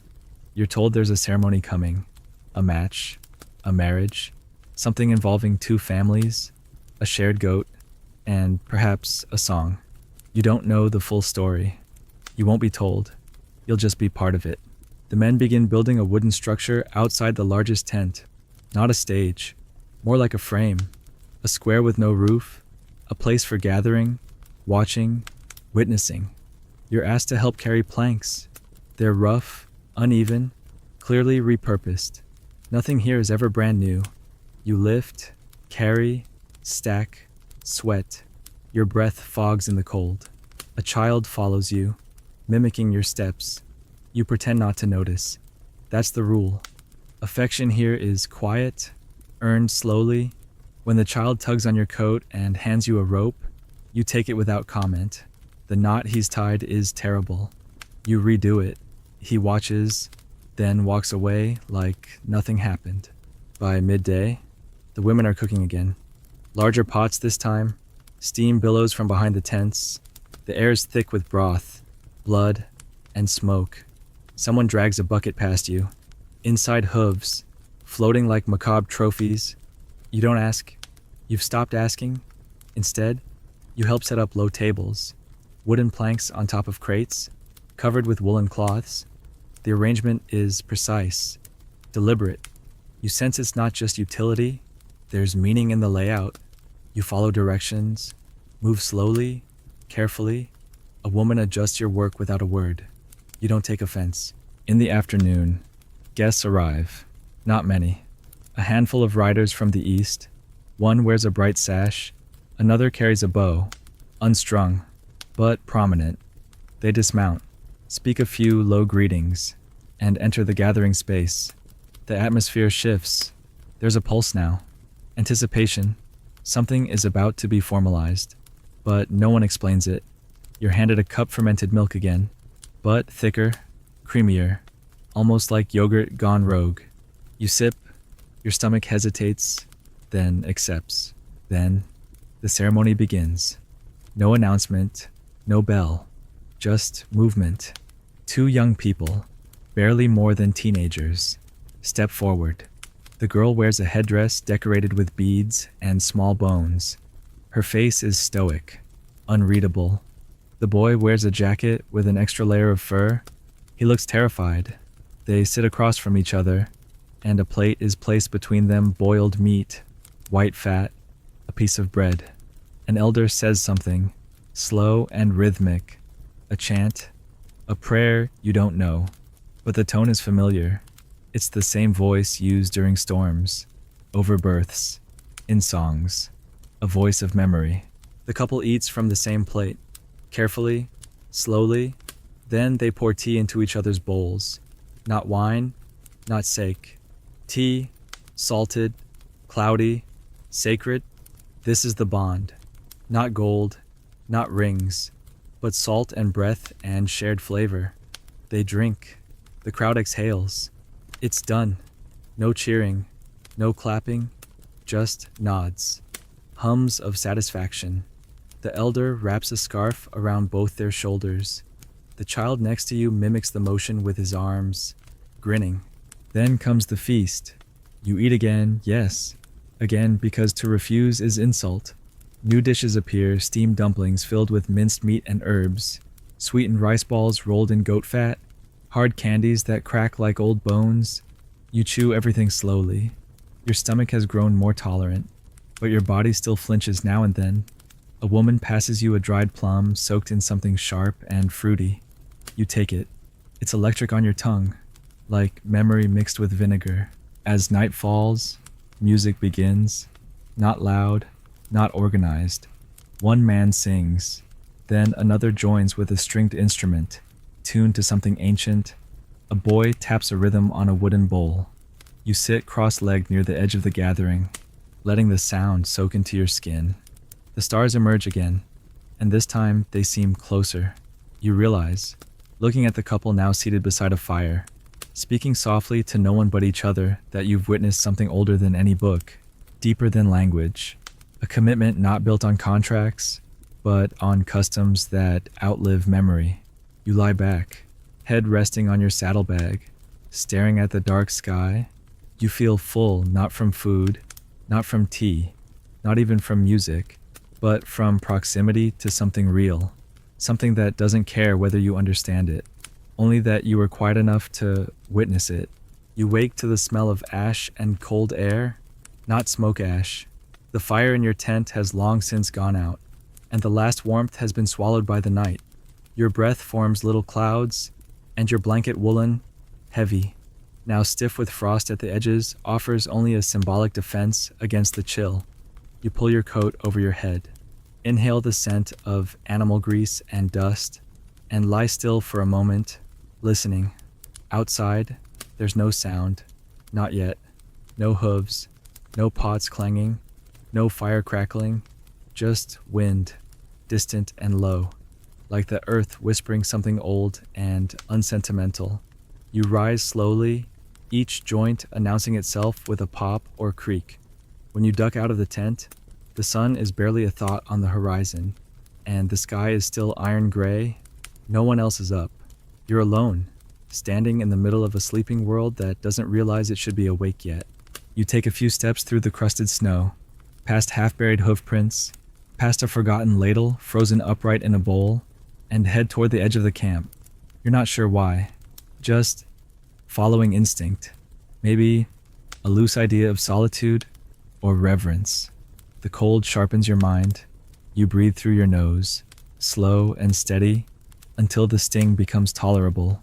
You crest a small hill, and there, far below, you see a figure, sitting, still, alone. You walk toward it. As you approach, you realize it's one of the older women, the same one who stitched her daughter's wedding scarf, the one who handed you a bowl of bone soup without eye contact. She sits with legs crossed, hands resting palm up on her knees, staring east. You don't say anything. You sit beside her. She doesn't look over. Time passes like breath unmeasured, unnoticed. Then she speaks. One sentence. Her voice is like stone rolling over dirt, low, rough, certain. You don't understand the words, but something about her tone presses into your chest. You nod. She nods. That's the end of it. You sit a few moments longer, then stand and leave her to the dawn. When you return to camp, people are moving. Water is being boiled. Horses are being fed. The silence of morning is replaced with the rustle of necessity. You join in without instruction. You've stopped waiting to be told what needs doing. Today, there's talk of ancestors. You don't catch the whole meaning, but you gather this much: a ritual is coming. Not a holiday, not a celebration, something smaller, more internal, a remembering. The tents aren't taken down. No one's going anywhere. Instead, people start to clean, not just practically, but carefully, almost reverently. Tools are scrubbed, blankets are shaken, bones are collected from around the fire pit and laid in neat rows, not to discard, but to order. A man draws lines in the snow with the end of a stick, forming a wide circle around the center tent. You're asked to gather wood, not dung this time, but real wood, precious, not for cooking, for honoring. You spend the afternoon hauling branches, most of them cracked and twisted from years of wind. They're old, dry, perfect for burning. You stack them in a careful heap, and the elder who drew the lines lights the fire at dusk. The flame catches quickly, it spits, then sighs, then grows. People gather, forming a ring. No one speaks loudly. No children run. This is not for entertainment. It's for presence. A silence settles, deeper than usual. Even the wind, normally insistent, seems to pause outside the circle. The elder speaks again. He holds a bundle of something goat fur, maybe, or strips of cloth. He tosses them into the fire one by one, murmuring with each throw. Names, perhaps, or regrets, or blessings. Others do the same. A woman offers a small carved figure. A man adds a piece of torn rope. You're handed something too, a small square of felt, frayed at the edges. You don't ask what to do. You've learned. You toss it in. The fire swallows it, and you feel, briefly, a lightness. After the flames die down, tea is passed around. Not in celebration. In closure, you drink in silence, the cup warm in your hands, and look around at the faces now, lit only by coals and memory. You don't know their ancestors. You never will, but you feel them. in the breath of the fire, in the pause between sips, in the way no one rushes to leave. The ritual is simple, but it roots you. Here, in this place, on this frozen soil, beneath this endless sky, you came here a visitor, maybe even a burden, but for this moment, you are part of something you didn't need to understand to be included in. That night, sleep comes easier. You don't dream of cities. You don't dream at all. You rest. The next morning, something changes. Not in the air, not in the camp, but in the way people look at you. A subtle shift. A boy hands you tea before you ask. A woman passes you a piece of bread with the softest part saved for you. No words, just gestures. You nod, heart quiet. You don't smile. You don't need to. You've learned the language of this place. Not the words, but the weight behind them. Later, while repairing a cracked saddle horn with a man who's barely spoken to you all week, he grunts and points to your knife. You hand it to him. He uses it to cut a strap, then hands it back. Good edge, he says. That's all. But it feels like a welcome. You've stopped missing your old life in the way you used to. The convenience, the familiarity, the food. Yes, but even that has dulled into something abstract. What you miss now, if anything, is the illusion of control. And in its place, you've found something steadier. Not certainty, but capability. Not comfort, but clarity. You rise, eat, ride, mend, sweat, sleep, and you do it without flinching. That evening, someone tells a joke. You don't understand it, but you recognize the cadence. The punchline lands. Laughter rolls through the tent like wind through grass. You laugh too late, awkward, but sincere. The others smile. One claps your shoulder. You feel it deep. You're not one of them. You never will be.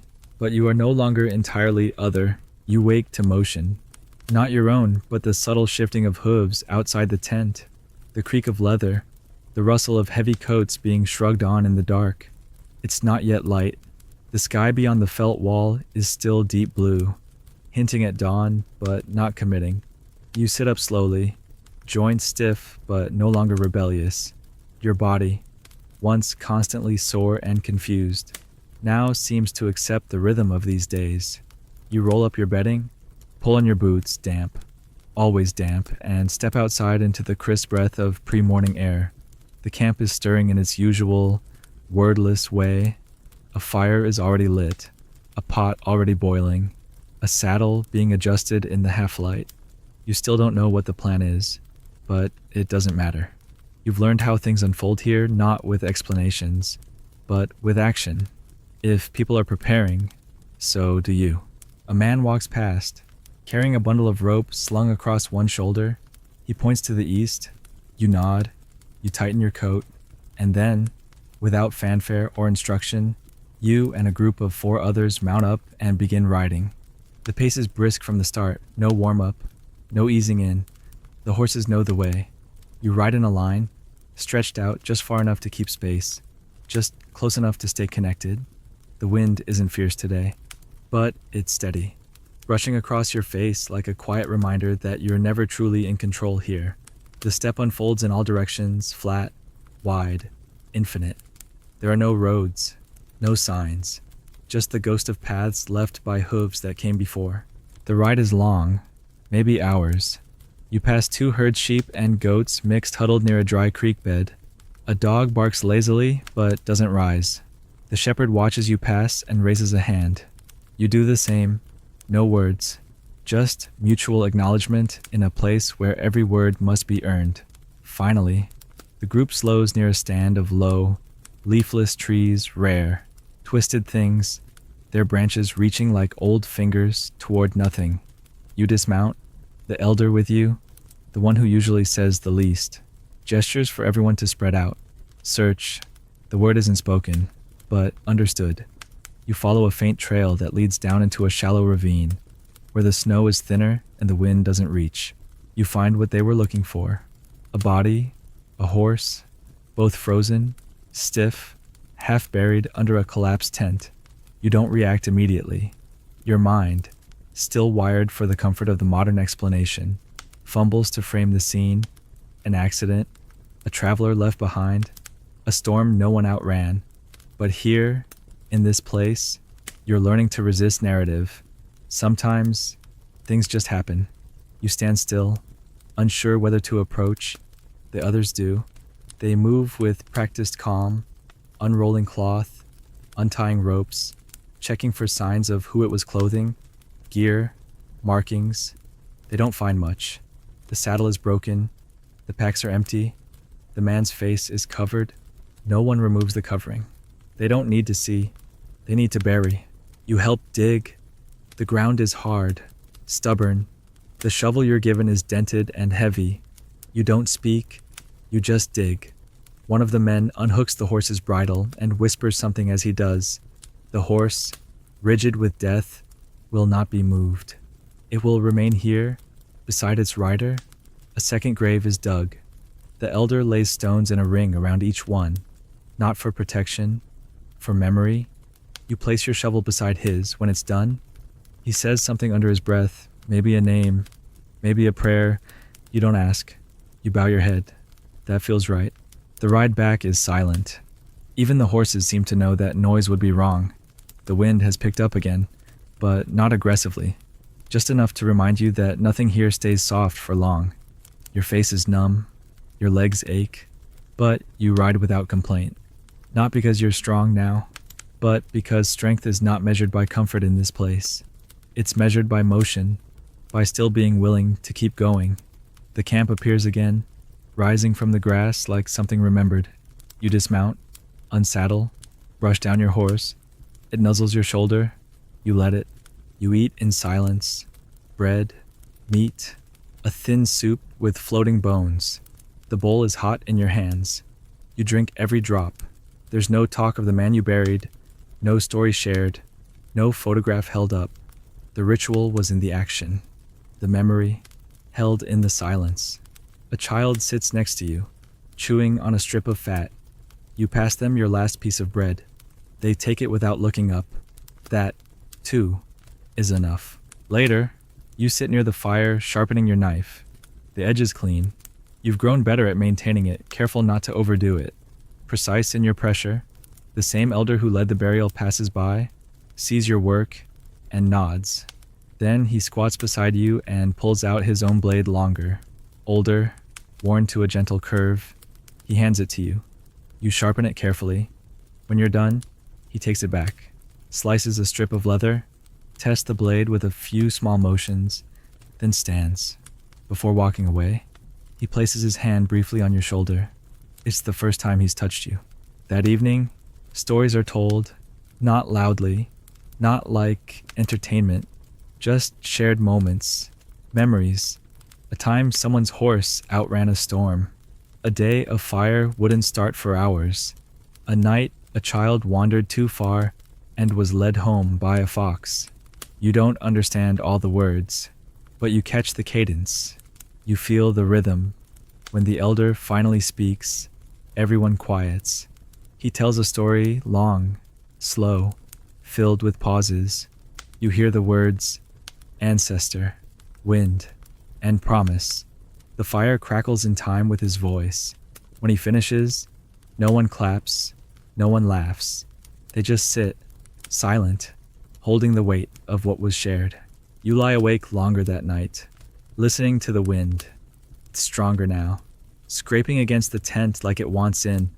You hear the horses shifting. You hear a distant howl, not wolves, just wind. You think about the man you buried, about how little you knew, and how little you needed to know. You think about the hand on your shoulder, about the quiet nods, the gesture of bread, the sharpening of knives. None of it dramatic, all of it real.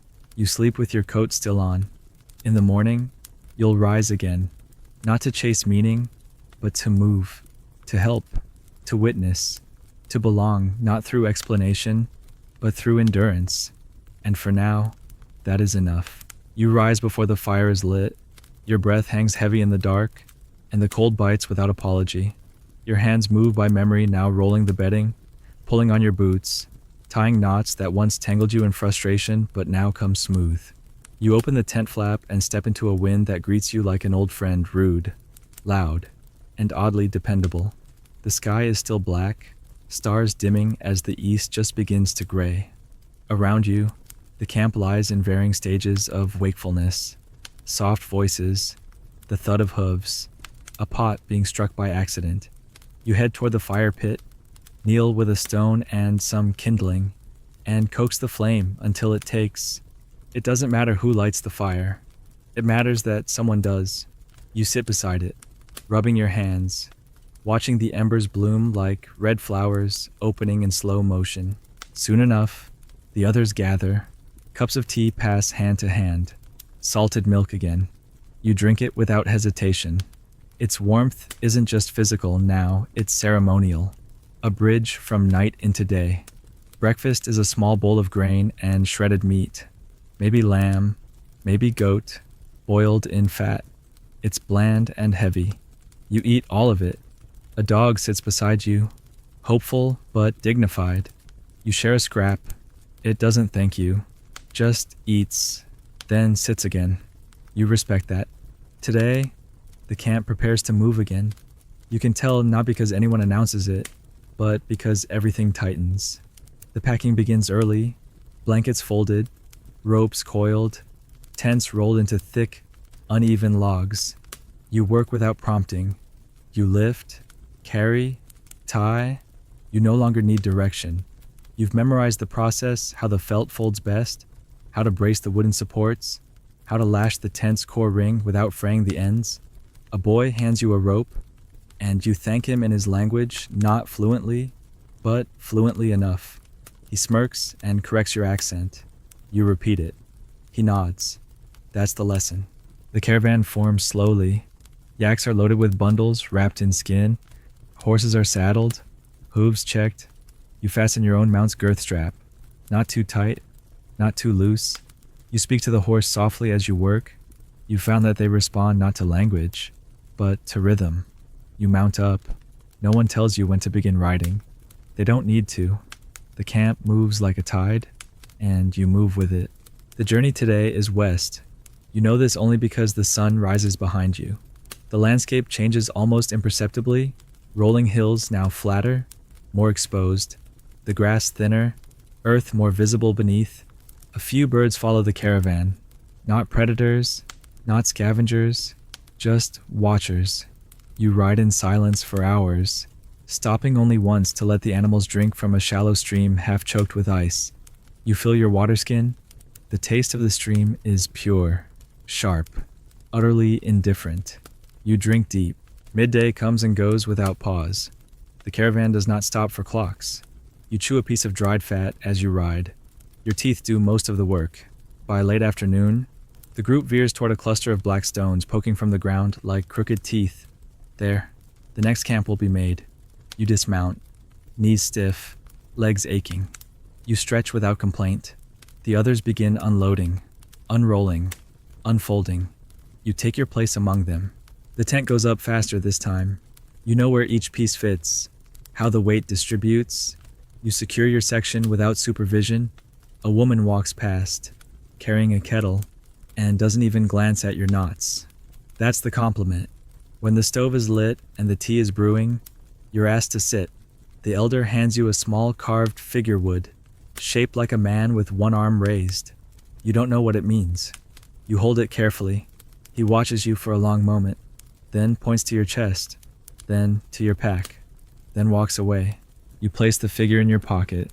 Later, you'll ask what it means, or maybe you won't. Some things out here are given to be kept, not explained. That night, the air grows colder than usual. The wind cuts sharper. The fire inside the tent burns lower than it should. Wood is low, dung is damp. You pull your blanket tighter and sit with the others, hands wrapped around your bowl of soup. It's thinner than usual, bone broth, maybe stretched to feed everyone. You sip it slowly, grateful not for the flavor, but for the heat. Someone begins singing softly, not a full song, just a melody, a thread. The others hum along, and the sound fills the space like smoke. You lie down later and cannot sleep. Not from discomfort, your body has long since stopped protesting. It's the quiet that keeps you up. A quiet so absolute, it becomes loud. You hear your own breathing, the shuffle of horses outside, the creak of rope against wood. You stare at the roof, traced with soot and old thread. You think of the man buried under the snow. You think of the carved figure in your coat. You think of the old woman facing the dawn in silence. None of these thoughts hurt. They just hover, like wind that doesn't know where to go. You rise early. Before the others, you step out into a frost-covered world. The grass glitters, the air stings. You walk past the edge of camp, past the black stones, and sit on a ridge that overlooks the emptiness. You watch the sun climb slowly, lighting the steppe in pieces. There are no roads here, no markers, and yet the land remembers its own shape, just like you do. You sit there, not waiting for anything, just sitting, until someone calls your name. Not perfectly, but close enough. The voice that calls your name doesn't shout. It doesn't need to. It simply lands in the air behind you, quiet and precise, like the wind folding a tent flap. You turn, and one of the younger men, broad-shouldered, with a mouth that rarely smiles, nods in your direction, motioning with his chin. No words follow. He doesn't wait to see if you're coming. He just walks. That's the rule. You follow if you belong, you hesitate if you don't, and you do follow, without asking why. The frost crunches under your boots, and the morning sun has started to peel itself across the steppe, slow and pale like it regrets waking up. You catch up with him near the edge of the camp, where a few horses are already saddled, their breath rising in steam. Another man hands you a rope. Another slings a bundle onto a pack saddle. Still, no one has told you what's happening, but you've been here long enough to know that explanations are not the currency. Participation is. You mount your horse and wait. A second later, they ride, so you ride too. The three of you travel in a narrow wedge across a landscape still clinging to the last threads of night. The frost crunches under the horses' hooves, and the air is so clear it feels fragile. The wind is low but constant, threading through your scarf and reminding you that comfort isn't the point it never was. You ride in silence for nearly an hour before you begin to see it smoke, thin, low, and trailing like thread from the mouth of a small, round tent far in the distance. There's another camp there, smaller, older, and slower moving. As you approach, two dogs appear, barking not with aggression but alertness. A man steps out, gray-bearded, wrapped in a coat so patched it looks like a map. He waves once, then waits. The two men with you dismount. You follow. Hands are shaken. Tea is offered. You sit. The conversation is low and sparse, mostly nods, brief sentences, a few shared smiles. It's not about speed. It's about presence. One of the men unpacks a bundle, strips of hide, metal tools, a folded garment. The old man inspects each piece slowly. Occasionally he grunts. Sometimes he smiles. Eventually, he disappears inside the tent and returns with something wrapped in faded blue cloth. He unfolds it delicately a saddle, old but still gleaming in places, its edges etched with tiny geometric patterns, the kind of thing passed down, not bought. He places it between you. One of your companions takes it, turns it over, nods, then offers a folded blanket in exchange. The trade is wordless but final. When the tea is finished and the items exchanged, it's time to go. But before you rise, the old man gestures to you. You lean in. He speaks slowly, clearly, as if choosing his words not for understanding, but for weight. You don't know what he's saying. Not exactly, but you feel it. You nod. He places his hand on your chest, right over the carved figure still hidden in your coat. Then he turns and enters his tent. And that's the end. The ride back is slower, lighter, somehow. You don't talk. No one does. The sky brightens with that specific kind of Mongolian blue that feels like it's too wide for the world. When you arrive at camp, the wind has shifted. It smells different, drier, dustier, as if something distant has started moving. The camp is awake and busy. A woman calls out, One of your companions answers. You unload your horse, unsaddle it with practiced hands, brush its flanks, feed it, water it. The tasks are so familiar now, they no longer feel like tasks, just gestures, like blinking or breathing. The rest of the day is quiet, not lazy, just calm. You spend the afternoon fixing a cracked wooden bowl with resin and cloth. It's not beautiful when you're done, but it holds. That's what matters. A girl walks past with a lamb wrapped in her coat. She's not playing. The lamb is cold. She carries it like a promise. You hold the tent flap open for her. She nods and ducks inside. You feel the warmth brush past you like a secret. At dusk, the sky burns orange for a moment, then folds itself into blue again. The fire is lit early. Dinner is sweet today. Some kind of rice with dried berries and a thick spoonful of goat cream. You're surprised. It's the first time you've tasted anything close to sweetness since you arrived. You don't ask why. You just eat slowly, grateful. The bowl is passed around. Even the dog gets a taste. After dark, someone begins telling stories again. You recognize one. It's the tale of a man who couldn't find his way home because he had never truly left. It's told like a riddle, the kind that circles itself and never lands. You listen carefully. When it ends, a few people laugh, others nod. No one explains it. You feel it. That's enough. You sleep deeply that night, without interruption.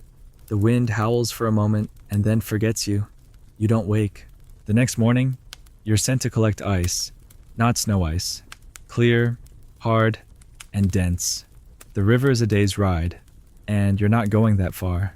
Instead, you follow the boy from yesterday to a rocky slope where meltwater once froze in thick sheets. You chip off blocks with a metal wedge and haul them in a sack across your back. It's heavy, brutal, but not a punishment, just work. The boy carries twice as much without complaint. When you slip and fall, he waits. When you get up, he doesn't laugh. You thank him. He shrugs. You ride back side by side, and though you don't speak, you feel like something was said anyway. That evening, while you sit near the stove, the elder who first handed you the knife weeks ago approaches. He sits beside you, slow and creaking, and takes something from his coat, a length of red cord. He ties it around your wrist without explanation. It's rough, faded, stained in places. He says a word, just one. Kolbu. You repeat it. He smiles, then stands. You later ask someone what it means. They say connection, or bond, or perhaps simply thread. You touch the cord and feel it pulsing faintly against your skin. Not magic, not spiritual, just memory. And you realize something no one ever told you belonged. They just stopped asking if you did. The wind today carries dust instead of cold. It stings your cheeks differently, coarser, drier, more abrasive. As if the land, bored with freezing you, has decided to sand your skin instead.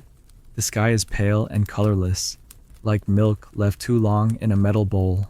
You wake to the sound of someone sharpening a blade, rhythmic, predictable, comforting in the way only repetition can be. You stretch, feeling every joint resist, then yield. You're tired. Yes, but the tiredness has changed. It's not exhaustion, it's saturation, a fullness of motion, not an absence of energy. Your coat smells like sweat and smoke. Your hands are calloused. You haven't looked in a mirror in weeks. You wouldn't recognize what you see anyway, and you wouldn't care. Appearance doesn't survive here, only function does. Today is a day of repairs. Not just tools or tents, but people. Bones set, cuts checked, horses examined, hooves cleaned. There's no formal medicine in sight, no white coats, no antiseptic scent, just fire, cloth, and ancient routines. You're asked to help. Someone has injured their foot, swollen, bruised, possibly cracked.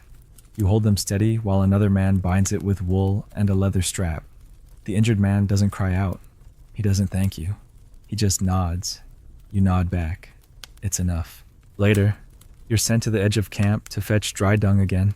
A chore you once found revolting is now oddly meditative. You know what burns best, what crumbles too quickly, what to avoid. You scoop, gather, pile. A girl helps you today. She's silent but efficient. At one point, she sneezes. Without thinking, you offer your sleeve.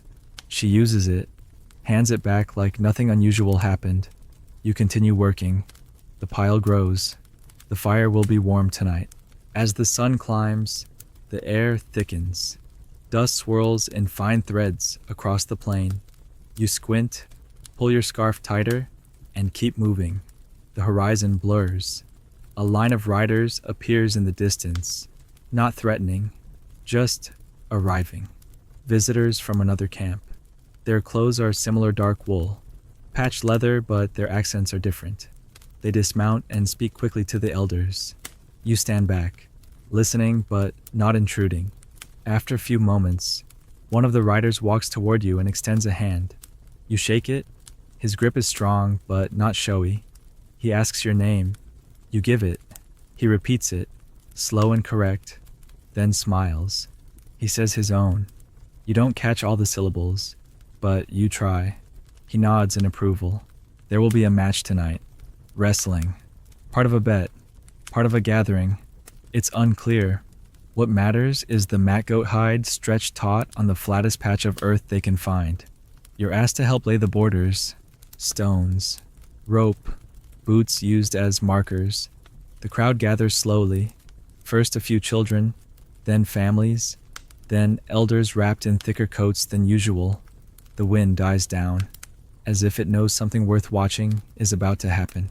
Two men step into the circle, bare-chested, broad, grinning like they've already won, even though neither has moved. They slap their thighs, stomp twice. It's ceremonial, but also playful. The crowd hums. A chant starts not loud, not in unison, just a low sound, rising from throats like warmth. The match begins. They circle, feint, grip, twist. The dust kicks up in bursts. Someone shouts.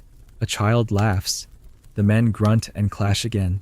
You watch, rapt. It's not violent. It's not staged. It's the kind of physicality that comes from years of knowing how to fall and how to not. After the third match, one of the visiting riders points to you. He's smiling. He pats the ground, then his chest. The crowd murmurs. You understand. They want you to try. You hesitate. For a heartbeat. You're the outsider again. But only for a heartbeat. Then you nod. You remove your coat. Step barefoot onto the mat. The ground is cool but forgiving. Your opponent is tall, leaner than the others, with quick eyes and an amused mouth. He bows. You bow. Then you step forward. And for the first time in your life, you wrestle in a language made entirely of movement. You lose, of course, not embarrassingly, but definitively. He pins you with a clean sweep of his leg and a twist of your shoulder. You fall into the dust with a thud that echoes across your ribs. You blink up at the sky. The crowd cheers anyway. Not for him, not for you, but for the match. You stand. He lifts your hand. Someone hands you a cup of tea as you step off the mat. It tastes like victory, or maybe just inclusion. The sun sets behind the tents. The fire is lit. Meat is roasted shoulder cuts from something recently slaughtered, still steaming, glistening with rendered fat. You eat beside the man who beat you. He points to the bruise on your arm and says something you think might mean next time. You laugh. You don't correct him. That night, the air is thick with dust and smoke. Someone plays a 2-stringed fiddle. The tune is slow, mournful, but not sad. Just old. You lie on your side, watching the fire spiral into the dark. Someone places a blanket over your back. You don't look to see who. You don't need to. The next day, the riders leave. The match was a moment. Now it's memory. You help pack their supplies. They say your name again as they leave. This time, you hear it fully. The wind returns with new sharpness. A shift is coming. The elders speak quietly. You hear a word repeated several times, mal. Livestock. Herds. A decision is being made. You don't need to ask. You'll find out when you're told, or maybe you'll just follow.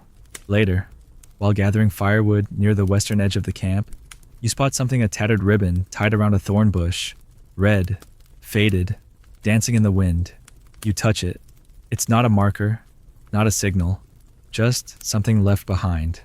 A thread of someone else's moment. You don't untie it. You don't take it. You let it be.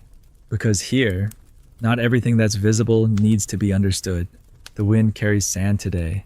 Thin grains that slip under your scarf, nest in the folds of your coat, cling to your teeth. It doesn't gust or howl. It just moves steadily, like time, eroding your skin and softening every edge. You wake to it, feel it pressing against the tent walls, shifting them slightly with each breath. You sit up slowly, arms sore from yesterday's wrestling, knees stiff from the cold, and an ache in your shoulder that wasn't there before. But you move without complaint. Everyone does. Pain here is not currency. It buys you nothing, so you ignore it like a polite visitor, acknowledge its presence, and carry on. Outside, the camp is half awake. A few people by the fire, a couple tending to the horses, and one older woman crouched low, brushing dirt off a pile of roots like they might tell her a secret. You step past her, nod. She nods back. That's all. You're sent to the hills today. Not alone, never alone, but with two others. Your job is to help locate a herd that hasn't returned. No panic, no urgency, just responsibility. Herds move, sometimes too far, sometimes in the wrong direction. And when they do, someone goes to find them. Today, you are someone. The three of you ride out under a pale sun. Your horse is moving steady but alert. The landscape changes as you ride. The ground softens into mud patches, then rises into rocky shelves, scattered with brittle brush and short trees twisted into submission by centuries of wind. You don't speak much, only when needed. A direction, a warning, a joke, maybe, though it's hard to tell. The man ahead laughs once. You laugh too, half a second late. By midday, you find tracks. Hoof prints sunk into soft dirt, clump droppings still warm. A few strands of hair caught on a bush. Someone mutters something that sounds like relief. You follow. The trail leads up a slope, past a boulder shaped like a hunched man, and into a hollow between two ridges. And there they are, 30 or 40 goats, grazing, scattered, but calm. One bleats lazily as if to ask what took you so long. You circle wide, the three of you moving like a slow wave, tightening the perimeter, guiding them back toward home. Your horse understands before you do. It leans into the curve, responds to the lightest shift of your hips. You say nothing. You just trust. The drive back is slow. The animals resist, stop to eat, get distracted, but they move. You whistle once. It works. One of the others clicks his tongue. That works too. No yelling, no panic, just rhythm. The sun begins to dip, not dramatically, just enough to cast longer shadows, to cool the air, to remind you that warmth is borrowed. The herd reaches camp just as the fire is catching. You dismount. Your thighs scream, but only in whispers. You lead your horse to water, then brush it down. It nuzzles your hand. You pat its neck, grateful in a language that doesn't need words. Dinner's late, a stew thickened with barley, chunks of something tender mutton. Probably, though it's hard to say. You eat slowly, surrounded by quiet conversation. A woman asks you to pass the salt. You do. She thanks you without looking. You smile. A boy sits beside you and shares his bread without being asked. You tear off a piece, chew in silence. The fire pops. Someone begins singing, low and rough, the kind of voice that grew up beside flame. The tune winds through the camp like smoke. After the meal, you walk to the edge of camp, where the darkness presses closer. You sit on a rock, wrapped in your coat, and stare at the stars. They don't blink here. They burn, cold, endless, indifferent. You trace them with your eyes, remembering names you learned long ago and names you've never heard. Someone joins you. You don't turn to look. They don't speak. You just sit there, side by side, watching the sky do what it's always done. You wake the next day to the sound of laughter. High-pitched, childlike, genuine. It surprises you. Joy here is rare, but when it comes, it's full. A boy chases a goat through the camp, waving a stick, both of them kicking up dust like they're trying to erase the world. You watch them while sipping tea, the warmth cutting through the cold, your fingers curled around the cup like it's a secret. Today is rest. No travel, no search, no labor beyond the basics. A gift, but not an idle one. People still mend, still clean, still tend, still live. You help wash cloths in a basin of icy water. Your fingers go numb, then hot. You scrub until the fabric no longer smells like sweat. Then you hang it to dry and press your hands near the fire until they hurt. In the afternoon, you're handed a bundle of herbs, not to eat, to burn. A woman shows you how to grind them, how to lay them on coals in a shallow bowl, how to waft the smoke toward the walls of the tent. It smells like earth and pine and something else, something older. A child watches you, wide-eyed. You let them try. They smile, then sneeze. You both laugh. The woman doesn't scold. She just nods. The tent smells better now. Later, a visitor arrives, not on horseback, on foot, wrapped in layers of dark wool, face obscured. He carries a staff and a pouch made from something that once had teeth. A shaman, they say, or maybe just a healer. It doesn't matter. What matters is that people listen when he speaks. You sit near the edge of the gathering, unsure if you should be there. No one asks you to leave. He speaks in tones, not sentences. His voice is less about meaning than music. You don't understand, but you feel it. When he finishes, he walks past you and stops. He places his hand on your shoulder, looks at you for a long second, then continues on. You don't ask why. You just sit with the warmth his hand left behind. That evening, the wind rises again. It howls not in fear, but in memory, like it's telling a story too old to understand. You lie awake, listening, not restless, just present. You think of the goats, the laughter, the herbs, the stars, the silence beside you, the hand on your shoulder. You think of how none of it belongs to you, and yet how none of it would be the same without you. The morning sky breaks open with clarity, a pale blue sheet stretched tight above the steppe, unmarred by clouds, untroubled by the wind that has finally gone still. You wake not to the usual scrape of hooves or rustle of tent flaps, but to silence a complete, rare quiet that sits heavy over the camp like a soft hand. When you step outside, the air is crisp, sharp as fresh linen, and for once, nothing moves. No dogs barking, no fires crackling yet, no voices, just breath yours. Visible, slow, a calm has descended. Not peace, exactly. More like the hush before a chapter ends. You wrap your coat tighter, adjust your scarf out of habit, and walk toward the ridge, where you've started to go in the early hours. The ground crunches under your boots. Frost, maybe the last of the season, maybe not. The sun is just beginning to lift itself over the horizon, golden and slow, casting long shadows that stretch like limbs waking from sleep. You reach the top and look out, seeing it all one more time, the curved line of the tents, the distant shimmer of a frozen stream, the animals clustered close in the stillness, waiting for something unnamed.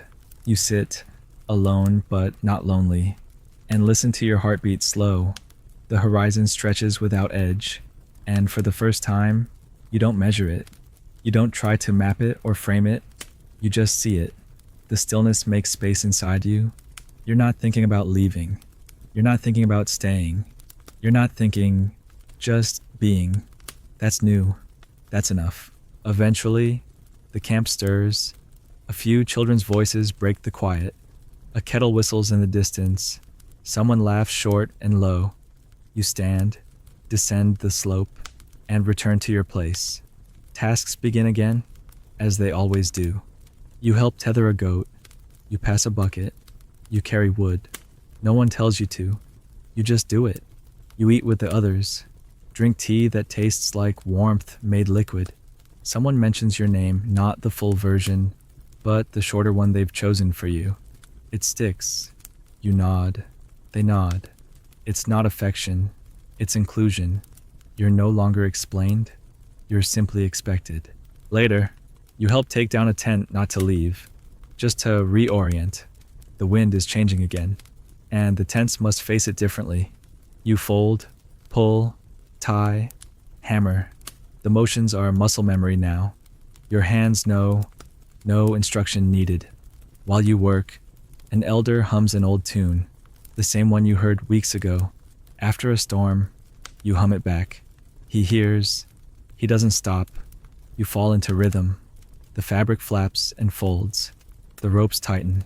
The pegs drive deep into the earth. And when it's done, the tent stands again, facing the wind's new voice. As the day fades, a boy invites you to ride with him to check the northern ridges for strays. You go. No questions asked. The horse responds to your hands before you even move. The ride is smooth. The silence comfortable. At the crest of the ridge, you pause. Below, no goats, no yaks. Just open land, still and silver under the falling light. The boy points to a boulder shaped like a face. That's the end, he says. You ask. The end of what? He shrugs. Where we turn back, so you do. When you return, the camp is preparing a small feast. Nothing extravagant, just more food, more voices, more laughter. You sit with your back to the fire, facing the open sky. A woman passes you a bowl filled with something sweet, boiled milk thickened with flour, topped with melted butter. You take it. It tastes like home. Not your old one. This one. You eat slowly, watching the flames throw shadows on the snow. The others talk, laugh, share memories you weren't part of, but you're not outside of them. You're folded in, not central, not distant, just there. And then, as the night deepens and the stars return to their watching, the elder who gave you the red cord approaches. He sits beside you, silent for a while, then he speaks. One sentence. You understand every word. He says, now. You remember. And it's true. You do. Not everything. Not names or roads, but the rhythm, the stillness, the way the fire smells when the wind shifts, the way a horse leans into you when it trusts, the exact texture of the wind on your cheek before a storm, the weight of silence, the shape of belonging. That night, you sleep without dreams, not because you're empty, but because there's nothing left to chase. And in the morning, you rise, not a guest, not a foreigner, just a man who lived. Let your breath slow now. Let the dust settle in your chest, where memories of a different life have quietly taken root. You've seen the sun rise over a land with no walls, no clocks, no urgent voices pulling at your time. You've touched the earth that forgets your name but remembers your weight. You've shared fire with people who never needed you to explain who you were, only to be useful, present, and still.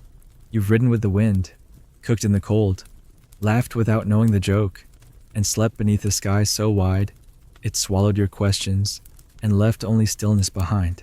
Now, close your eyes and return not to the beginning, but to the rhythm. Hear the hoofbeats in your breath. Feel the wool and smoke in your skin. Taste the salt of the tea, the sting of the air, the warmth of a fire that was never yours, but never pushed you away. You are not on the step anymore, but something from it rides with you still. A patience, a weight, a wordless knowing. So lie back. The journey is finished. The wind has quieted. And in this hush, you are not less than you were, but more. Not because you conquered anything, but because you didn't look away. Good night, traveler.